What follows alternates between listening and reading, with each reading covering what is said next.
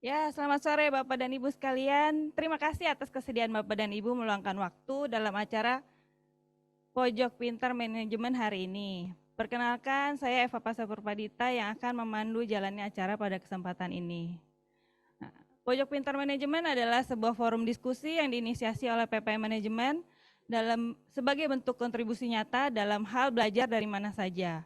Awalnya diskusi online ini dilakukan untuk mendorong individu dan perusahaan agar tetap berkarya di tengah keterbatasan akibat COVID-19 saat diberlakukan PPKM. Namun karena antusiasme kalayak tetap tinggi, maka Pojok Pintar Manajemen akan terus digelar untuk kita para manusia pembelajar.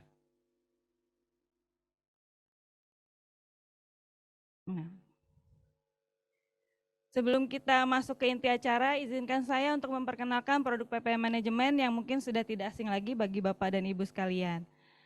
Nah, jasa layanan PPM Manajemen itu ada program pengembangan eksekutif, program pelatihan sertifikasi, pembelajaran Inggria, riset dan konsultansi, asesmen SDM, dan sekolah tinggi manajemen. Sebelum kita melaksanakan kegiatan Pojok Pintar Manajemen ini, diharapkan Bapak dan Ibu dapat mengikuti aturan main di Pojok Pintar Manajemen demi kenyamanan bersama.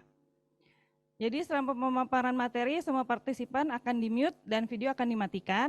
Sesi tanya jawab akan dibuka ketika pemantik diskusi mempersilahkan. Jika ingin bertanya, silahkan raise hand dengan cara klik partisipan, selalu klik raise hand pada aplikasi Zoom Bapak dan Ibu. Pemantik diskusi akan menyebutkan penanya sesuai urutan raise hand. Dalam mengikuti diskusi partisipan diharapkan memiliki prinsip positif dan kolaboratif.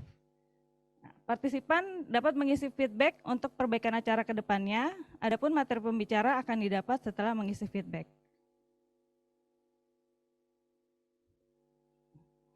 Pojok Pintar Manajemen kali ini mengangkat tema AI, Friend or Foe, Navigating Future Work Team.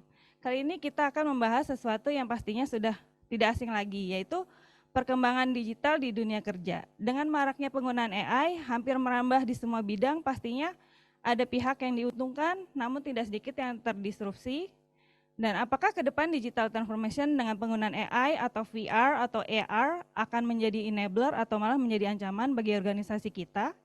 Bersama kita akan membahasnya dengan para expert secara kasual, yaitu dengan Bapak Heru Wiryanto dan Ibu Dr. Maharsi Anindya Jati. Dan juga kita kedatangan seorang perwakilan dari sebuah institusi yang berbasis di Malaysia yang concern terhadap perkembangan human capital di era digital sekarang ini, yang akan berbagi tentang sebuah event regional sebagai pencerahan dunia human capital di masa depan khususnya di Asia Tenggara dengan judul Build a Future Team Conference 2023, yaitu Miss Serintan. Nah, sebagai pemantik diskusi kita selanjutnya adalah Ibu Maharasi Anindya Jati. Nah, beliau merupakan Head of Center for Human Capital Development di PPM Manajemen dengan pengalaman profesionalnya sebagai dengan sekarang itu Head of Center for Human Capital Development di PPM Manajemen dan sebelumnya beliau sebagai HR Manager di PPM Manajemen. Lalu mempunyai pengalaman pembicara di Nine Asian Association of Indigenous and Cultural Psychology International Conference, University Malaysia Sabah, Malaysia di Juli 2018. Dan pendidikan terakhir beliau di Doktor Psikologi Industri Organisasi di Universitas Pajajaran. Apa kabar Bu? Sehat Ibu? Ibu Halo Nina? Eva, kabar baik. Alhamdulillah sehat. Eva mudah-mudahan sehat ya. Ya, sehat Bu. Terima kasih. Nah, untuk pembicara yang kedua sudah hadir Bapak Heru Wiryanto sebagai pembicara juga. Beliau merupakan co-founder dan Director of Innovation Factory at Siko Update Indonesia.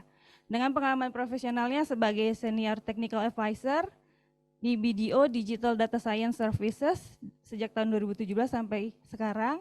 Dan pengalaman mengajar beliau juga sangat banyak, bisa dilihat di layar Anda beberapa topik yang beliau ajar. Dan pendidikan terakhirnya Magister Psikologi dari Universitas Indonesia. Halo Pak Heru, apa kabar? Baik, Pak. baik, baik. Oke. Alhamdulillah. Oke. Baik, langsung saja kita masuk Langsung saja kita masuk ke inti acaranya yang akan dipandu oleh Ibu Nina. Ibu, waktu dan tempat kami persilakan. Silakan. Oke, terima kasih banyak Eva. Halo Bapak Ibu sekalian, selamat sore, salam sejahtera bagi kita semua. Semoga semuanya berada dalam kondisi yang sehat walafiat ya untuk bisa menikmati diskusi santai kita sore ini terkait dengan artificial intelligence.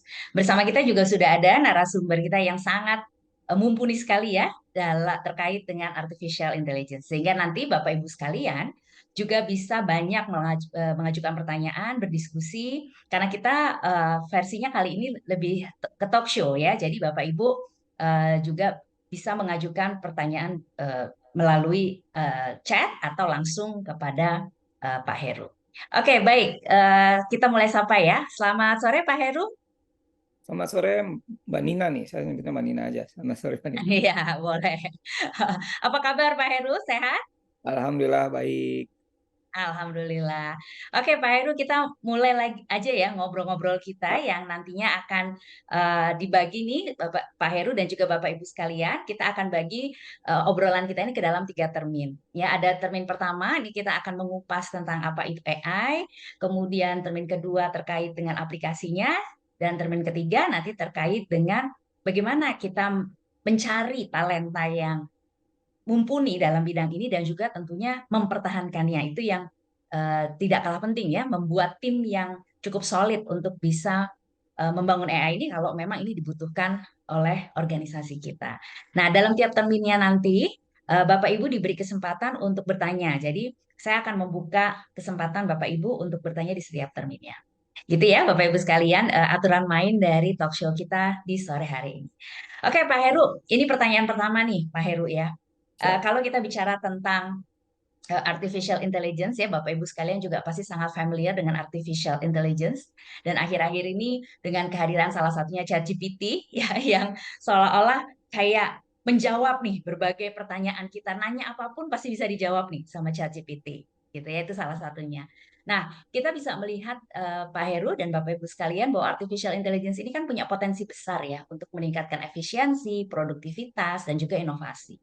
Tapi di sisi lain juga banyak nih tantangannya, gitu ya, seperti mungkin integritas datanya, etika penggunaannya, bahkan mungkin bagaimana kita membentuk tim yang nantinya mampu mengoperate hal semacam ini. Nah, sebelum kita banyak ngebahas ini, pertanyaan pertama saya buat Pak Heru, karena mungkin banyak juga yang belum sepenuhnya paham. Sebenarnya AI itu apa sih, Pak Heru? Apakah semua sistem yang berbasis teknologi yang kita pakai itu masuk kategori AI? Silakan Pak Heru. Kalau Pak Heru punya slide mau ditayangkan, silakan juga ya Pak Heru. Enggak, saya share dulu ya supaya lebih mudah. Udah Pak Jadi Heru. kita mulai dari sesi 1 dulu ya. Nah, saya mulai penjelasan dari sini. Jadi kalau kita lihat dari siklus kehidupan ini, setiap 14 tahun itu selalu ada ledakan-ledakan yang ledakan penemuan yang sangat hebat. Kalau kita lihat di tahun 94 misalnya, itu dengan eranya internet. Jadi waktu belum internet mungkin kalau Mbak Nina di Unpad merasakan pakai mesin tik nggak, bikin kasuistik gitu ya. Nah itu kan pakai mesin tik terus. Kawan umurnya ya Pak. Oh ya udah ketahuan umurnya tuh. Jadi kita kalau saya ngalamin 3 generasi itu. Jadi dari mesin tik, kemudian kita pakai kalkulator Casio FX 3600 itu udah langsung gembira gitu ya. Udah berasa keren ya Pak ya punya Udah berasa kalkulator keren itu. gitu ya. Itu terus masuk ke internet, ada email waktu itu tahun 94. Kemudian tahun 2008 itu mobile phone ditemukan di sosialisasi, dan masing-masing itu punya ledakan-ledakan gitu. Nah, setiap 14 tahun katanya kan, tahun 2022 ini adalah ledakannya yaitu tadi yang disebut sama Mbak Nina, ChatGPT. Nah, saya menyebutnya generatif AI. Karena kalau saya udah ChatGPT, saya udah nyebut merek, nggak dibayar sama ChatGPT-nya. Betul, Pak. Generatif AI ya Pak ya? Generatif AI. Nanti kita akan bahas apa itu generatif AI, apa bedanya dengan AI biasa gitu ya. Nah, baik, saya coba jelaskan. Jadi perkembangan AI itu sebetulnya tidak sekonyong-konyong langsung ke tahun 2020-an. Jadi ini ditemukan tahun 40-an. Jadi awal-awal Perang Dunia kedua lah ya. Itu bagaimana mengumpulkan kata-kata. Itu 40, 50, komputer belum ada waktu itu. Ya. Kemudian tahun 70 itu ditemukan yang namanya co-occurrence matrix. Jadi kata-kata itu dikelompokkan, kemudian dihitung. Nah, itu tahun 1970. 1980 ditemukannya deep learning dengan neural network yang back propagations, terus ditemukannya convolutional neural network, kemudian reserve neural network dan sebagainya. Ini algoritma komputer ditemukan itu tahun 80-90. Waktu itu juga saya belum kuliah nih tahun segini. Kemudian deep learning tahun 2000 ini ada lag sekitar 20 tahun, 30 tahun ke deep learning dan image and words embeddings on deep learning. Jadi ada 30 tahun tidur gitu ya di antara 80 tahun 80-90. Ini deep learning ini tidur gitu ya. Nah, dikembangkan di tahun 2000 itu namanya model-model bahasa. Jadi komputer yang mengerti bahasa manusia. Kemudian 2010 sampai 2015 deep learning area. 2018 dimunculkan, di 2017-an muncul algoritma transformer. Ini algoritma yang cukup istimewa nanti ya. Kemudian 2019 diadakan Turing Awards. 2022 ChatGPT muncul gitu ya. Jadi kalau kita lihat siklusnya tidak sekonyong-konyong tiba, tapi memang ada semacam pertumbuhan yang sangat eksponensial sejak tahun 2018 ke sini gitu ya. Nah, ini sejarahnya dari AI. Nah, apa itu AI? AI sendiri sebetulnya kecerdasan buatan. Nah, apa itu kecerdasan buatan? Gitu ya. Kecerdasan buatan itu bagaimana kita membuat mesin supaya bisa berpikir, bisa belajar layaknya manusia dengan data-data yang kita berikan. Gitu ya. Itu AI yang konvensional. Jadi sangat tergantung dari data, inputnya sangat tergantung dari kita, outputnya juga sudah bisa ditebak, gitu ya. Nah, beda dengan generatif AI. Kalau generatif AI itu adalah inputnya adalah perintah kita, ya perintah. Bisa juga contoh. Bahkan saya baru dapat kabar, nanti kita lihat videonya. ChatGPT 2 minggu lagi akan melaunch platform dalam Android dan iOS yang sudah bisa melihat, sudah bisa berbicara, dan sudah kalau membaca dari kemarin-kemarin. Nanti kita lihat demonya. Jadi mereka sudah ke arah sana gitu ya. Jadi bedanya dengan generatif AI dengan AI. Jadi kalau dulu di AI itu ada forming database yang sangat besar gitu ya, data suara, data lain sebagainya, kita kasih input, outputnya adalah bagaimana framing database ini bisa menjawab itu, gitu ya. Nah, kalau generatif AI bedanya adalah si mesin yang kita buat ini itu bisa mengenerate sesuatu yang baru, bahkan bisa mengenerate data yang baru, yang sama sekali baru, yang sebelumnya di inputnya kita nggak kepikir, gitu ya. Nah, jadi kalau contohnya ChatGPT itu adalah text generation, jadi dia bisa generasi, membangkitkan yang data-data yang berbentuk teks. Jadi kalau kita perintahkan misalnya atau kita minta keterangan misalnya di mana ibu kota negara Republik Indonesia, akan dia jawab. Atau tuliskan puisi tentang tentang Jakarta. Nah, cuma yang belum bisa, saya masih melatih si ChatGPT ini. Coba teman-teman juga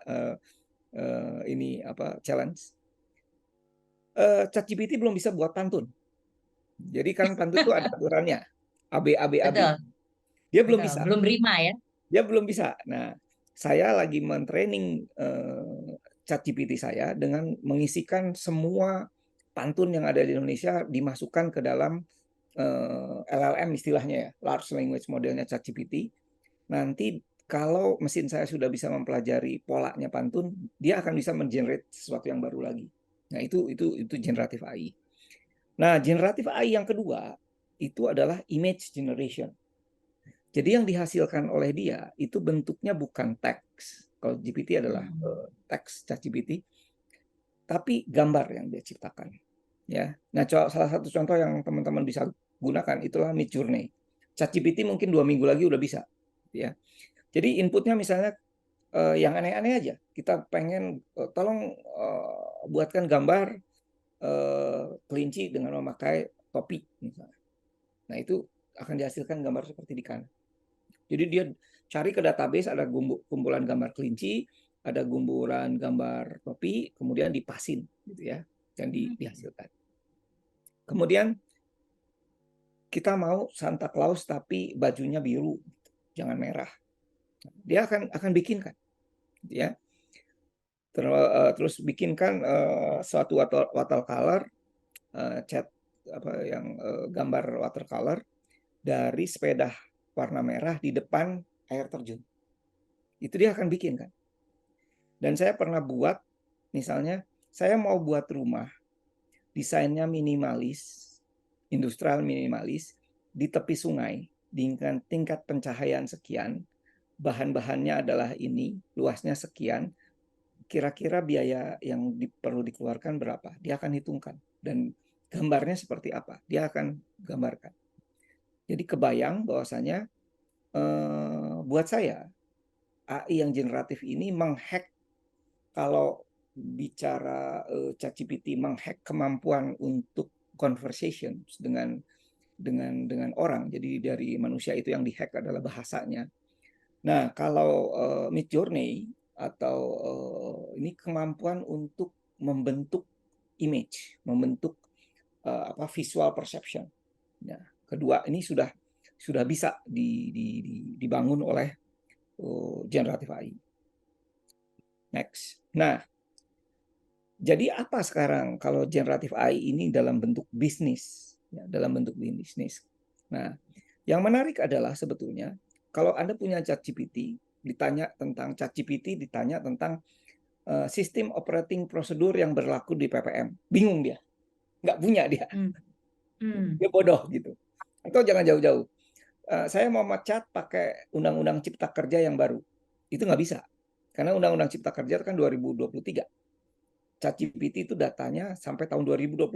Dia jawab adalah, maafkan saya AI yang dikembangkan dengan data sampai tahun 2021. Nah, itu artinya ada keterbatasan. Nah, jadi di sini generatif AI itu harus ditambah dengan data-data yang Anda miliki. Dilatih si mesinnya itu. Nah, ketika ini sudah dilatih, maka nanti kita akan dapat satu mesin baru yang lebih pintar, lebih akurat, lebih relevan, ya. Terus kemudian jawaban-jawaban dia bisa di-actionable, jadi lebih tindak, karena yang kita masukkan data-data kita adalah data-data yang kita punyain dan itu lebih bisa diimplementasi, maka actionable-nya itu akan lebih jelas. Kemudian tadi security-nya. Jadi kita tidak naruh data-data kita di LLM-nya ChatGPT, itu bahaya. Jadi nanti kejadiannya Hyundai, datanya bocor kemana-mana. Tapi ini disimpan di server kita sendiri. Jadi kita punya ChatGPT offline yang dikembangkan sama kita sendiri gitu. Seyogyanya seperti itu. Dan kemudian menambahkan di dalam data-data yang kita miliki itu satu konteks. Ini penting. Jadi konteksnya misalnya konteks telemanagement. Nah, itu yang tidak ada di mana di ChatGPT. Jadi konteks human capital di dalam talent management. Nanti dia akan bingung tuh kalau dua konteks seperti itu di dalam ininya. Nah, ini untuk apa sebetulnya? Nah, ujungnya adalah untuk memperbaiki positive impact to organization. Nah, tentunya untuk apa? Untuk mengejar growth profit. Artinya kalau semua ini kita buat profitnya nggak tumbuh, kalau di bisnis nggak lucu gitu, nggak menarik gitu. Nah, growth profit itu engine-nya adalah perubahan perilaku. Jadi bagaimana Anda menciptakan power generatif ini dengan internal data untuk terjadinya perubahan perilaku. Perubahan perilaku ini merupakan engine untuk mendorong terjadinya growth profit, karena growth profit itu kan selalu dihasilkan dari revenue yang naik dan cost yang efisien gitu. Nah, hal ini tentunya bukan malas-malasan, tapi dengan didorong dengan adanya perubahan perilaku. Jadi bagaimana kita menciptakan power generative AI ini adalah untuk tadi dalam rangka perubahan perilaku. Nah, gimana pengejawantahannya sekarang? Nah, jadi semua data-data dan knowledge yang ada, nah ini yang dipunyai oleh PPM, kita masukkan. Ya, kita masukkan ke dalam ini, nanti ada generative research, ada generative automation, ada generative decision gitu ya. Ini mesin-mesin kita semua gitu ya. Nah, di sini tadi Mbak Nina menarik. AI enable knowledge worker. Jadi gimana nih menciptakan orang yang bekerja yang enable dengan knowledge-nya AI. Apa tuh? Dia bilang ada 3. Satu, safety. Safety ini berkaitan dengan apa? Dengan cyber security. Jadi kebayang nggak kalau kita masuk sekarang ke teman-teman kita? Dia itu bikin password antara password handphone, password e-banking, password itu Sama hanya semua ya, Pak? satu. Itu hanya satu. Alasannya terus apa? Supaya mudah diingat. Nggak lupa. Nah, terus saya balikin lagi. Itu Mas, kalau itu dihack sekali, semua jebol gitu, mulai dari banking Anda, email dan lain sebagainya. Tapi yang menarik, tetap dia lakukan itu kedua kali, ketiga kali. Ya. Ini kita bicara safety ya, kita bicara cyber security. Kedua, saya pernah dengan di satu meeting gitu, ada beberapa orang yang mengakses e-banking tapi pakai WiFi umum. Jadi WiFi-nya adalah WiFi yang umum, misalnya WiFi cafe, WiFi. Saya bilang, wih berani banget gitu ya. Itu gimana kalau datanya bisa diambil? Nah, jadi AI enable knowledge worker itu adalah dia punya semacam sense dan punya mindset about cyber security. Cyber security. Jadi dia hati-hati banget bagaimana dia share, bagaimana dia harus memprotek dirinya supaya datanya tidak bocor gitu ya. Itu safety. Kedua, ethics. Nah, ini ethics nih menarik nih kalau nanti kita gali gitu ya. Gimana kita menciptakan misalnya mesin yang bisa memprediksi masa depan, misalnya memprediksi Anda sakit atau tidak. Pastinya pakai dataset. Nah, datasetnya itu adalah dataset misalnya medical check up. Nah, padahal medical check up ini kita tidak minta izin menggunakannya gitu. Nah, etikanya gimana gitu di situ. Ya, kita sudah punya mesin yang bagus, tiba-tiba kita diklaim sama satu orang, waktu ngembangin modelnya itu nggak izin saya loh. Wah, repot tuh. Ya. Jadi ini etika. Kemudian etika juga berkenaan misalnya dengan kontennya sendiri. Ya. Coba aja kita singgung ChatGPT, Bard, Google yang ke area-area ethics. Maka jawabannya itu akan di tengah gitu, nggak ke kiri, nggak ke kanan gitu ya. Nah, dia berusaha netral di situ. Ya, ini ethics. Ya. Tapi menariknya ketika ethicsnya itu sudah jelas ya. Misalnya saya kemarin waktu sholat Jumat di Daulat jadi khotib karena khotib aslinya tidak datang gitu. Waduh, saya bingung nih harus ceramah apa. Udah ketik aja di situ. Saya minta khotbah Jumat, judulnya ikhlas, lengkap dengan dalil-dalilnya dan sebagainya. Keluar, ya saya tinggal bacain. Nah, etik yang itu udah jelas gitu, ya. Nah, bagusnya adalah di khotbah Jumat tidak ada tanya jawab gitu kan, Mbak. Jadi menarik gitu ya. Kelar aja gitu kan. Itu menarik tuh. Itu etik. Yang ketiga, ya, orangnya compliance. Compliance ini bukan DISC compliance itu bukan. Compliance dengan aturan-aturan yang ada di perusahaan itu atau di misalnya kalau di AI itu ada namanya GDPR.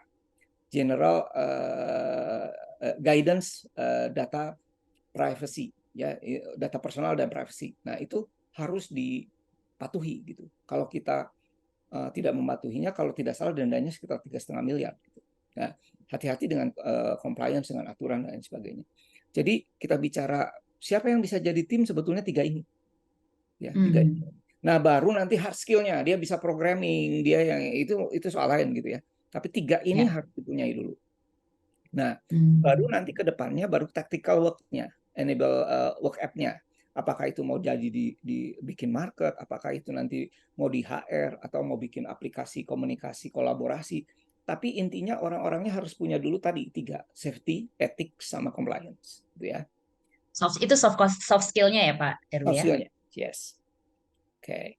Nah, Oke, Pak Heru, dengan sorry deh, sebelum ke sini boleh nggak yang sebelumnya nih Pak Heru? ya, Nah, itu ada type of AI enablement. Nah, itu apa tuh Pak maksudnya? jadi banyak sekali nanti aplikasi AI yang bisa di-enable, terutama di strategic works. Jadi aplikasi AI ini jumlahnya tidak hanya ChatGPT. Sekarang ada banyak banget yang bisa di-enable. Contohnya, nah nanti ini contoh-contoh yang di sini itu adalah ini. Kalau yang untuk strategic work, ini yang untuk tactical work. Jadi kayak contohnya Midjourney itu masuknya di sini, designing CX atau UX experience. Ya, kalau misalnya nanti ada lagi satu AI untuk bagaimana membuat new market gitu. Jadi misalnya Mbak Nina punya data-data nih yang sekarang juga lagi saya bantuin satu klien. Mereka punya data-data internal, punya data-data eksternal. Kemudian kita mintakan si 3 mesin ya, ChatGPT, Bing, sama ChatGPT, Cloud, sama Bard. Jadi data-data itu kita masukkan, kemudian 3 mesin suruh membahas, suruh diskusi. Nah, produk apa yang kita bisa bangun untuk di tahun 2024. Nah, nanti dijawab sama si siapa? Si ChatGPT, berdasarkan data adalah ini. Nah, nanti kita set si Bart-nya adalah sebagai penyanggah. Coba kamu sanggah si ChatGPT. Setelah disanggah nanti coba Claude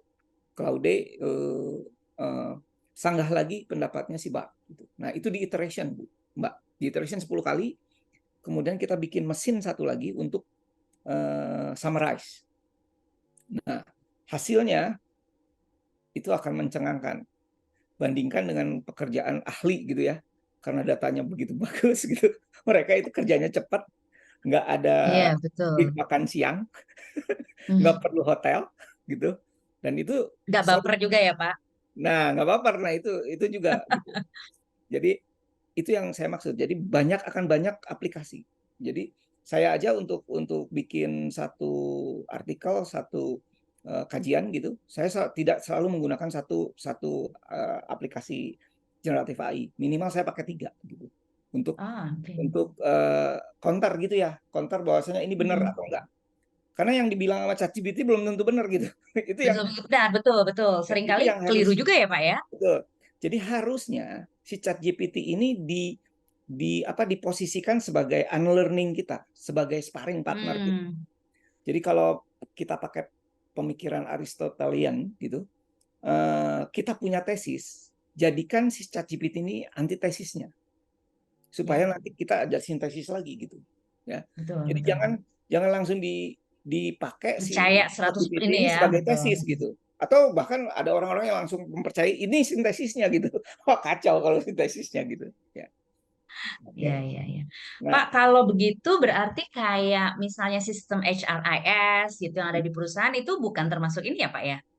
belum, Kalau ngelihat dari kecuali sistem HRIS-nya memang di belakangnya sudah ada generatif AI-nya. Contoh ya, Hmm. eh, Hmm. saya kemarin mengenhance satu HRIS. Jadi HRIS-nya saya bikin lagi satu namanya sistem benefit penggajian dan benefit yang basisnya AI. Jadi si karyawan itu bisa menanyakan dengan gaji sekian itu saya ada berapa persen di pasar sih, gitu. Dengan kompetensi yang saya miliki sekarang, kemudian hasil asesmen saya, seyogianya saya dapat berapa di pasar. Nah, itu bisa dijawab. Nah, kalau itu udah bukan HRS, itu pasti sudah combine dengan internal dan eksternal data. Itu udah pakai Oke, AI. itu udah Cakep ya? AI. Nah, kemudian kalau di HRS lagi misalnya saya kalau yang belum pakai AI, saya mau cuti. Nah, nanti yang munculnya adalah rule base. Rule base itu dia masuk ke dalam database. Oke, sisa cuti saya 14 hari. Nah, gitu ya. Itu nggak pakai AI. Tapi kalau 14 hari nih, nah terus nanti kita tanya lagi, ya nih saya udah mulai rada burnout, tempat hangout yang enak di mana ya? Saran Anda seperti apa? Nah, nanti ini AI-nya akan ngenalin, oh profile personality kamu adalah begini, kamu sering ke tempat ini dari Pendapatannya berapa ya? pendapatannya berapa? Ini yang bagus ini loh di tempat sini sini sini sini. Nah, Nah, itu pakai AI. Itu jelas pakai AI. itu Itu deh. totally Oh, different. Oke. oke, baik-baik. Karena kan orang seringkali semua sistem yang berbasis teknologi gitu kan ya Pak ya, penyimpanan data yang bisa di retrieve kapanpun langsung dianggapnya itu ya, belum ya Pak ya sebenarnya Hmm, ya. hmm. Betul, betul. Jadi kalau AI itu mesinnya memang pintar, Mbak. Jadi kita Hmm. dia yang bisa bisa kasih suggestion ke kita. Oh, oke. Ada suggestion ya di akhirnya Ada gitu ya Pak ya. suggestion yang sebelumnya mungkin kita nggak kepikir.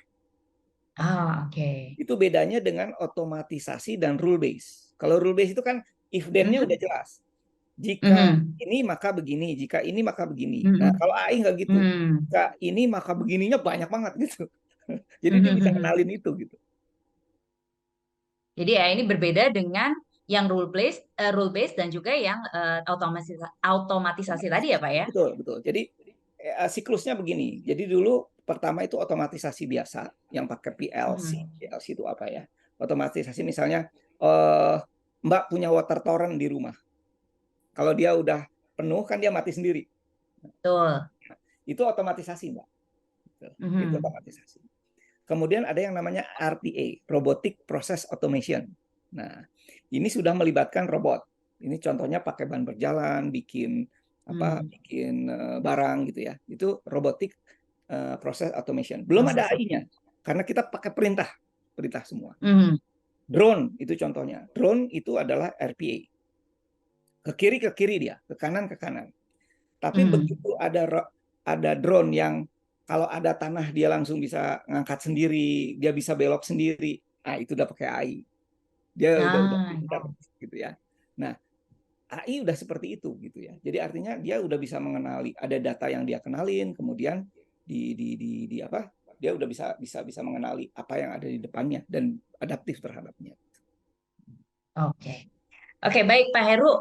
Untuk ini kita buka pertanyaan dulu ya. Boleh, semangat. Mungkin ada untuk konten satu ini seputar apa itu AI dulu secara Ya, sederhana singkat dulu aja nih Bapak Ibu. Monggo silahkan Bapak Ibu sekalian yang mau bertanya boleh melalui chat atau boleh langsung bertanya kepada Pak Heru. Ya, jadi bisa raise hand dulu untuk saya lihat siapa yang mau mengajukan pertanyaan terkait dengan kita masih ngebahas dulu secara di permukaan dulu nih ya, Bapak Ibu, apa sih sebenarnya AI itu? Apakah ada? Kalau belum ada, kita akan masuk dulu langsung ke termin kedua ya. Mungkin Bapak Ibu masih mau ngumpulin dulu pertanyaannya. baik. Silahkan aja. Oke, belum ada ya kayaknya yang raise hand atau mengajukan pertanyaan di chat. Oke, kalau gitu kita lanjut aja dulu ya, Pak Heru ya, obrolan kita. Tadi udah sedikit punya gambaran jadinya, udah tercerahkan ya apa itu AI, historinya, bahkan udah mulai nyinggung-nyinggung soft skill apa yang dibutuhkan oleh pekerja kita kalau kita memang mau mengimplementasikan AI itu sendiri. Nah, mungkin bisa contoh lebih atau eksplorasi lebih luas lagi Pak tentang aplikasinya AI ini dan juga implementasinya di dalam bisnis. Silahkan Pak Heru. Nah, ini yang saya bilang. Orang selalu tanya ke saya, Mbak Nina, begini. Mungkinkah orang digantikan oleh AI? Gitu ya. Betul, itu ketakutannya ya Pak ya. Pertanyaan. Nah, kayak kemarin ada isu pemerintah kita ini mau nutup ChatGPT, nggak boleh katanya, karena Mm-mm. itu isinya Mm-mm. plagiasi, kemudian orang jadi tidak kreatif. Kalau saya bilang, saya waktu itu di diskusi itu saya bilang ini jangan begini dong. Kalau misalnya ada lumbung padi, ada tikusnya, bunuh tikusnya, bukan dibakar lumbung Jangan padinya. bakar lumbungnya. Nah, ya, gitu ya. Nah, karena kalau saya bilang proses pendidikan itu hanya menghasilkan tiga, misalnya peningkatan knowledge, memorinya apa bertambah, kemudian kepatuhan, mesin saya lebih pintar gitu. ChatGPT kalau ditanyain pengetahuan lebih jago pasti. Dia diukur pakai WISE, IQ-nya 155 pada skala verbal. Kebayang kalau Andanya ingin orang yang 155 IQ-nya kayak apa gitu kan. Kedua tentang memori, daya ingat. Daya ingat dia pasti kapasitasnya besar banget gitu dibanding kita yang memorinya hanya mungkin 2 byte juga kurang gitu. Nah, soal kepatuhan lebih hebat lagi karena dia akan sesuai dengan perintah, nggak seperti manusia ada kreativitas dan lain sebagainya. Nah, kalau pendidikan kita menghasilkan 3 ini, saya bilang ya lewat gitu. Di mana pemilihan, di mana kreativitas, di mana innovation. Nah, itu harusnya yang dielaborasi sehingga tidak bisa di-cloning oleh si ChatGPT. Nah, kalau kita lihat generatif AI ini apa sih yang bisa dikerjain? Nah, ini saya coba bagikan sebagai 3 keterampilan khusus. Satu cognitive ability thing.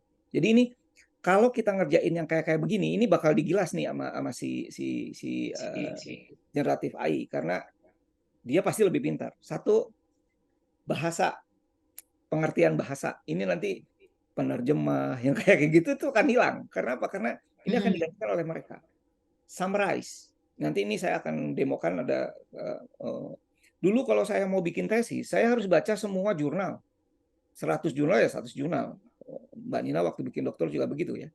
Nah, kalau anak sekarang enak pakai ChatGPT. Jadi ada 20 jurnal, bikin PDF, masukkan, bikin chatbot pakai LangChain, tolong buatkan summarize 10 jurnal ini. Itu keluar, Mbak. Selesai dibaca. Lengkap dengan ini dari mana, ini dari mana, ini dari mana. Jadi kalau pekerjaan summarize, itu ChatGPT pasti lebih pintar. Reasoning. Nah, ini reasoning logika ya. Logika mereka lebih jago gitu. Jadi kalau misalnya A lebih kecil dari B, B lebih kecil, itu dia jago banget gitu. Terus belajar dari pengalaman masa lalu karena memorinya banyak, ini dia bisa belajar sangat komprehensif. Pekerjaan perencanaan, wah itu udah pasti tereliminasi ya. Kemudian dialog-dialog yang berulang, yang iteratif, itu pasti habis.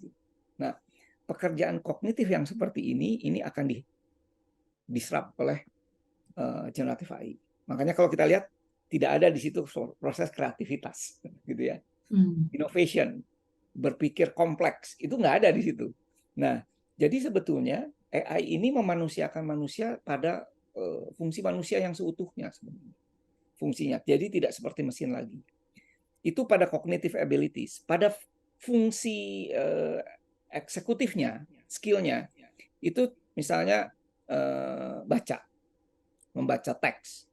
Oh, itu cepat banget. Ya. Kemudian visual recognition, mengenali gambar. Ya. Jadi ini menarik kalau nanti teman-teman nanti yang kita lihat yang GPT yang baru bisa visual recognition, dia bisa mengenalin. Jadi nomor sekian itu harus dibuka pakai kunci nomor berapa, dia bisa jawab. Gitu ya. Nanti kita lihat demonya. Ya. Membaca grafik. Nah ini nanti saya punya yang namanya GPT for Investment Bankers. Jadi kalau punya laporan keuangan dari perusahaan tinggal masukin aja. Nanti kita tanya ke dia, layak nggak ya gue beli saham perusahaan ini 2 tahun ke depan? Nah, dia akan kasih tuh gambaran. Nah, jadi kebayang gitu ya. Ketiga, programming sama coding sama debug. Ini saya punya bootcamp di Purwokerto. Ada 30 programmer. Dulunya 60, sekarang kita jadi 30. Karena kenapa jadi 30? Karena di sebelahnya itu ada ChatGPT atau Bard. Jadi kalau ada kesulitan dia tinggal oper ke ChatGPT, tolong dong perbaiki nih coding saya. Dia akan langsung dengan cepat. Itu bisa mereduce 60% lead time daripada programming. Ya, jadi efisiennya sangat efisien banget gitu kerjanya. Image generation tadi saya udah cerita. Jadi kalau generasi gambar bahkan nanti bikin avatar itu udah banyak. Teman-teman udah memanfaatkan ini ya. Jadi kalau kita fotonya berminyak, fotonya kurang, pakai AI di make up dikit jadi bagus gitu. Nah, itu image generation sebetulnya ya. Speech ini menarik karena GPT yang baru juga bisa mengenali Alexa dan satu lagi saya lupa. Jadi dengan perintah kata juga bisa. Jadi nanti suatu saat ini bisa jadi ide saya dengan teman-teman saya yang maaf nih ya, kan sekarang kita lagi isunya lagi fatherless, betul nggak? Ada generasi yang fatherless. Jadi kalau buat saya, nanti kalau yang fathernya udah nggak ada, ada rekaman suaranya, kita ambil rekaman suaranya. Hmm. Fotonya kita ambil, kita rekonstruksi. Nah, nanti kita bikin avatar mirip ayahnya, suaranya ayahnya, tapi kontennya itu adalah konten ChatGPT. Jadi kebayang nggak kita menghidupkan yang sudah meninggal gitu? Ya, Jadi ya, ya. kita Itu bisa berarti dengan catatan sudah pernah ada dong ya Pak ya sosoknya ya. bisa udah pernah ada atau imajinasi si anak aja hidungnya kayak I apa. see ya. Nah, Bisa ya. avatarnya kan bisa. Nah, nanti dimasukkan konten-konten parenting yang bagus lewat itu gitu. Hmm. Ini kan dia sebetulnya dia nggak punya ayah, tetapi begitu kontak dengan gadgetnya dia merasa ada ayahnya gitu. Meskipun avatar gitu ya, meskipun ya yang nggak bisa si gadget ini tolong peluk gue ya, nggak bisa kali. Belai nggak bisa ya. Itu nggak bisa itu gitu ya. Tapi kalau dengan kata-kata bahwasanya kata-kata yang menyentuh dan lain sebagainya itu udah bisa gitu ya. Nah, ini nanti embedded AI robotic actuation. Nah, ini lebih hebat lagi. Jadi kita implant si kepintaran ini ke robot. Avatar tadi kita bikin ke robot yang sebenarnya. Nah, itu bisa belayan gitu. Cuma ya masih belum mulus-mulus banget. Yang ketiga, Tetap beda ya Pak ya sentuhannya berbeda. ya. Kasih uang Makanya, jajan bisa dong Pak berarti suatu saat. kenapa? Kenapa, Kasih Mbak? uang jajan. Oh, bisa. Itu Kasih bisa. uang jajan. Itu bisa kan tinggal dihubungkan ke e-wallet kan, minta uang jajan sekian. Gitu Oh ya. ya, nah sekian dikasih. Itu gampang itu. Yang ketiga adalah information, memorize, retrieve it, atau no. Ini juga akan dibabat habis karena Twitter, Facebook dan sebagainya untuk penyediaan kontennya itu bisa diakses gitu. Jadi kalau pekerjaannya menyangkut ini semua, maaf pasti diserap gitu ya. Ya. Nah, ini saya demokan ya. Nah, ini yang ChatGPT baru. Kita lihat ya.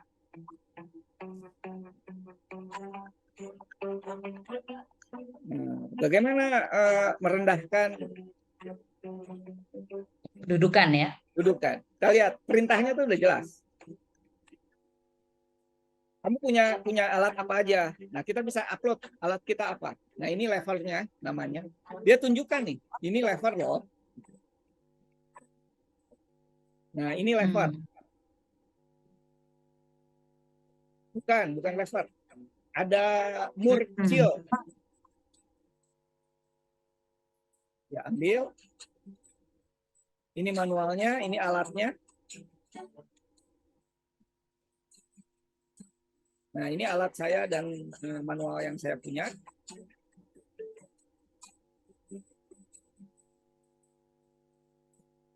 Apakah benar alatnya? Ya. Cari yang namanya di label DeWalt 4 mili Allen Hex key. Nah, udah kayak ngobrol sama orang banget ya Pak ya. Nah, selesai. Dan lebih sabar nih. Nanti kalau nanya sama bapaknya belum tentu dijawab sesabar ini nih.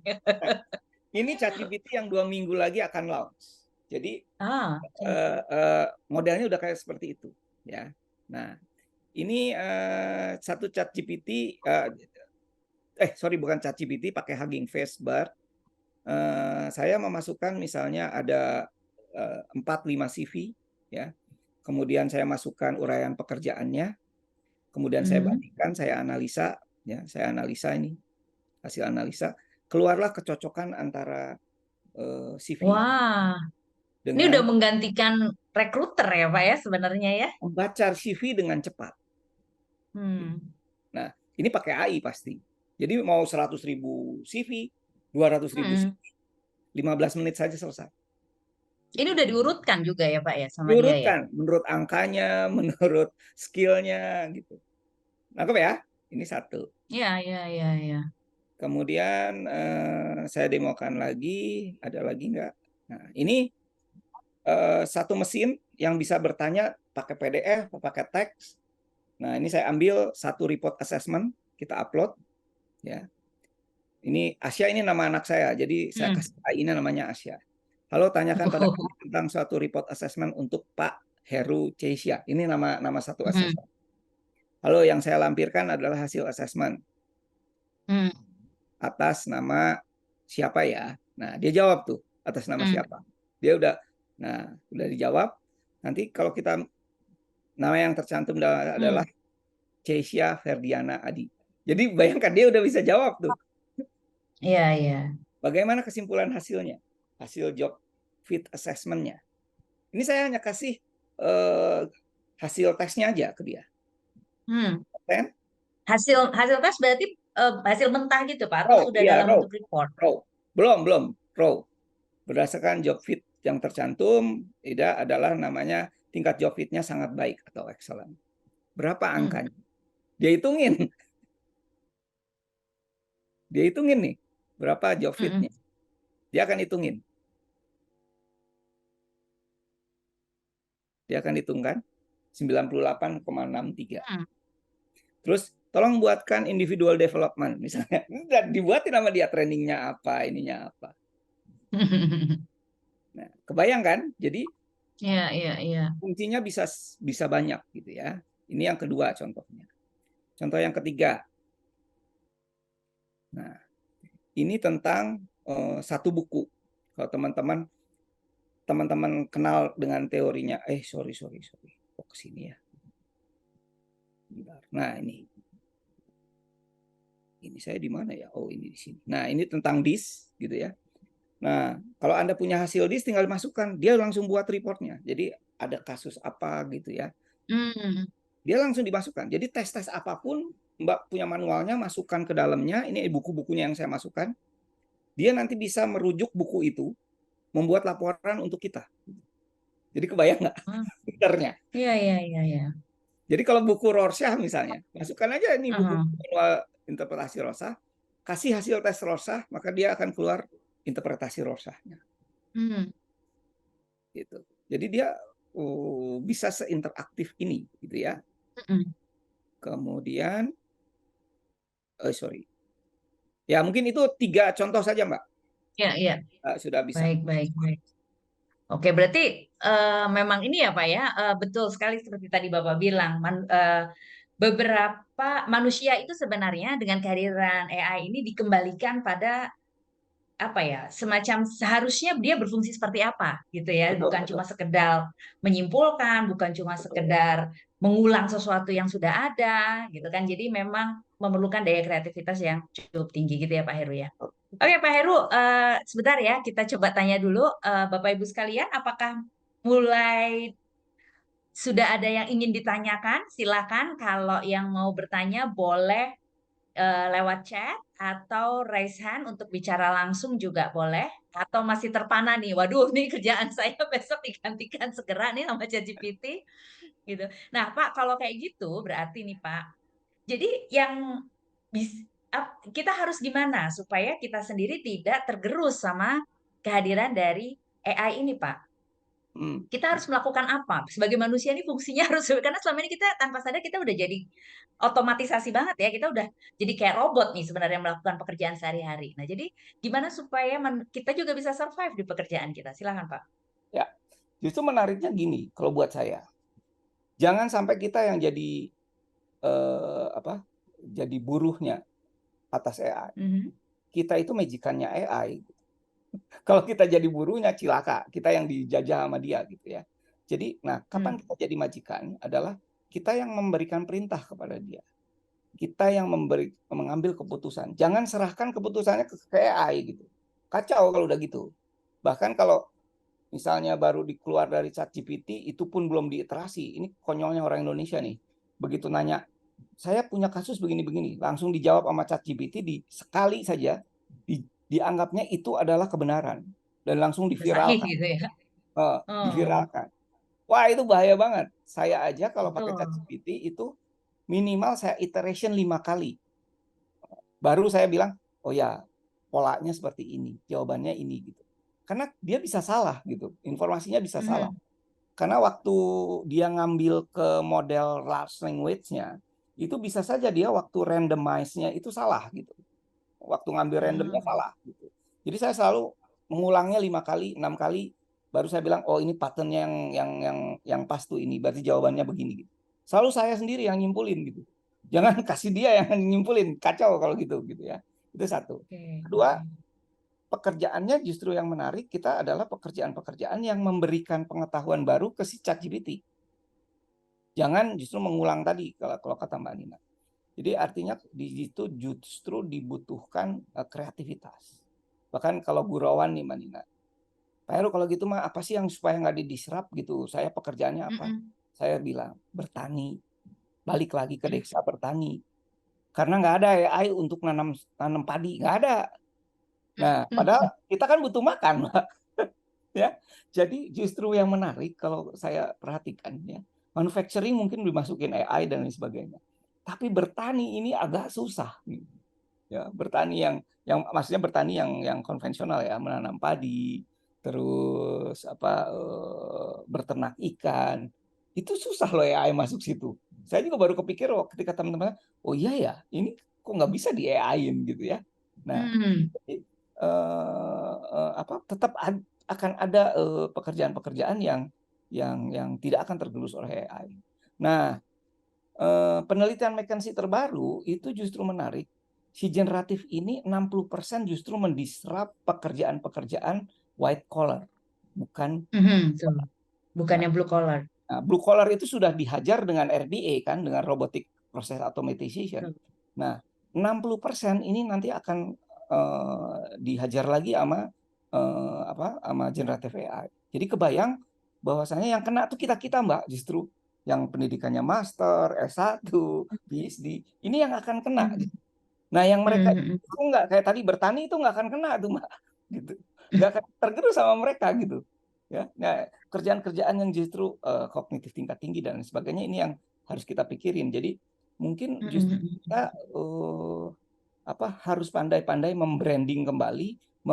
Makanya kalau kemarin saya ikutnya seminarnya Josh Bersin kemarin 2 hari yang lalu itu menarik. Kata Josh Bersin gini, teknologi si generatif AI ini nggak mungkin kita kejar. Kita nggak mungkin ngejar. Pertumbuhannya eksponensial. Mustahil kita kejar. Terus saya bertanya, terus kita harus bagaimana? Kan gitu ya. Justru yang penting adalah kita mencintai masalah. Nah, saya bingung, kenapa masalah harus dicintain kan? Justru Biasanya mau menghindari ya. saya menghindari, ini justru mencintai masalah. Kalau mencintai itu katanya Ru, artinya kita tahu kebutuhannya apa secara mendalam. Dari situ kita tahu seluk-beluk masalahnya, sehingga kita tahu akhirnya kita panggil orang IT, ini loh saya ngadepin masalah ini, penyebabnya ini, solusi AI generatif apa yang cocok untuk masalah saya ini. Gitu. Nah, sehingga kita justru berkolaborasi, tadi istilahnya berteman dengan si AI ini, ya, untuk memecahkan masalah kita. Gitu. Karena kadang-kadang si generatif AI ini terlalu gede, ya, sehingga orang ikut-ikutan ke sana gitu ya, korban mode gitu. Kita lupa masalah kita sebenarnya apa sih? Kalau masalahnya bunuh semut, kita pakai basoka juga bisa, tapi kan nggak efisien gitu kan, gitu ya. Betul. Menariknya justru di situ kata si Bersin adalah seperti itu, dan dia bilang HR itu ke depan fungsinya itu bukan reaktif, tapi proaktif. Jadi bukan kita menunggu dari bisnis plan baru kita bikin training needs dan lain sebagainya. Tapi kita akan bilang, bisnis mau kemana? Ntar dulu ya, gue punya data loh, lu nggak bisa ke sono karena ada ini gitu. Jadi kita itu sebetulnya posisinya drivernya malah ya. Betul, menarik gitu ketika bicara di situ. Nah, HR yang bagaimana yang bisa begitu dia bilang. Satu, dia harus beralih ke menjadi semacam content creator. Jadi menciptakan konten-konten baru yang dengan HR.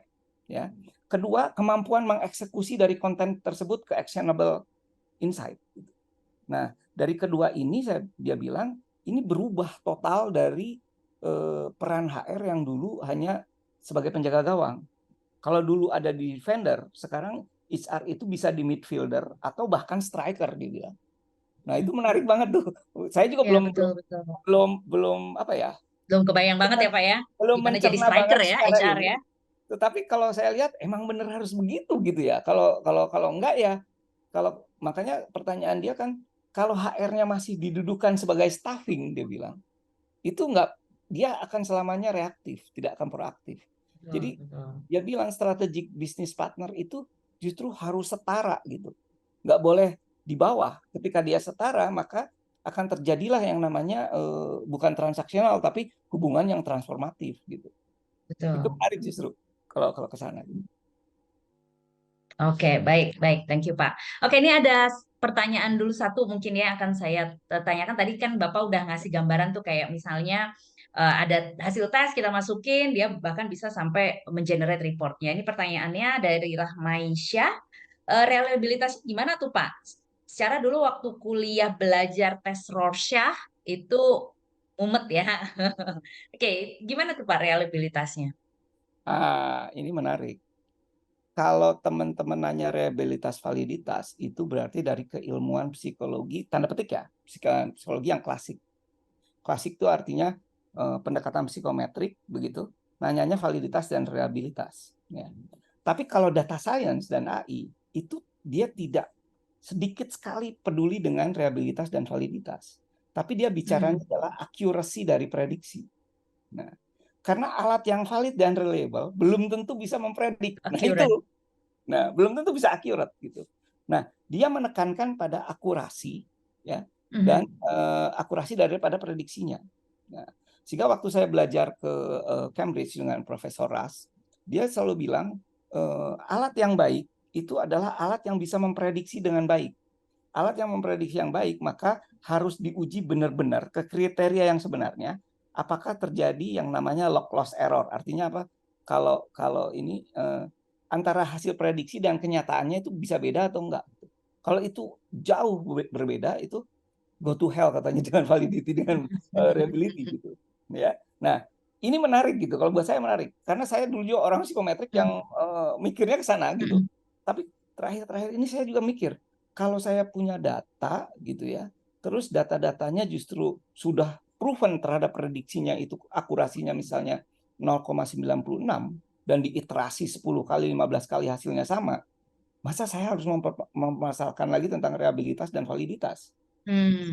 Itu pertanyaan yang selalu menggoda gitu ya. Nah, tapi seyogianya yang bagus adalah kita menciptakan alat yang valid dan reliable, lalu kita prediksi pakai tools prediction. Itu yang ideal. Tetapi ketika saya pakai itu, jadi mahal banget, Mbak, karena ngembangin alatnya juga biaya, terus ngembangin model yang memprediksi juga mahal sekali gitu. Jadi double pekerjaan gitu ya buat saya gitu. Jadi sekarang saya sih lebih banyak menekuni penggunaan statistik yang arahnya ke prediksi gitu, bukan ke pembuktian teori gitu. Mungkin itu Baik, jawabannya. baik. Oke, terima kasih banyak Pak Heru. Mudah-mudahan terjawab ya pertanyaan dari Ibu Rahmaisyah.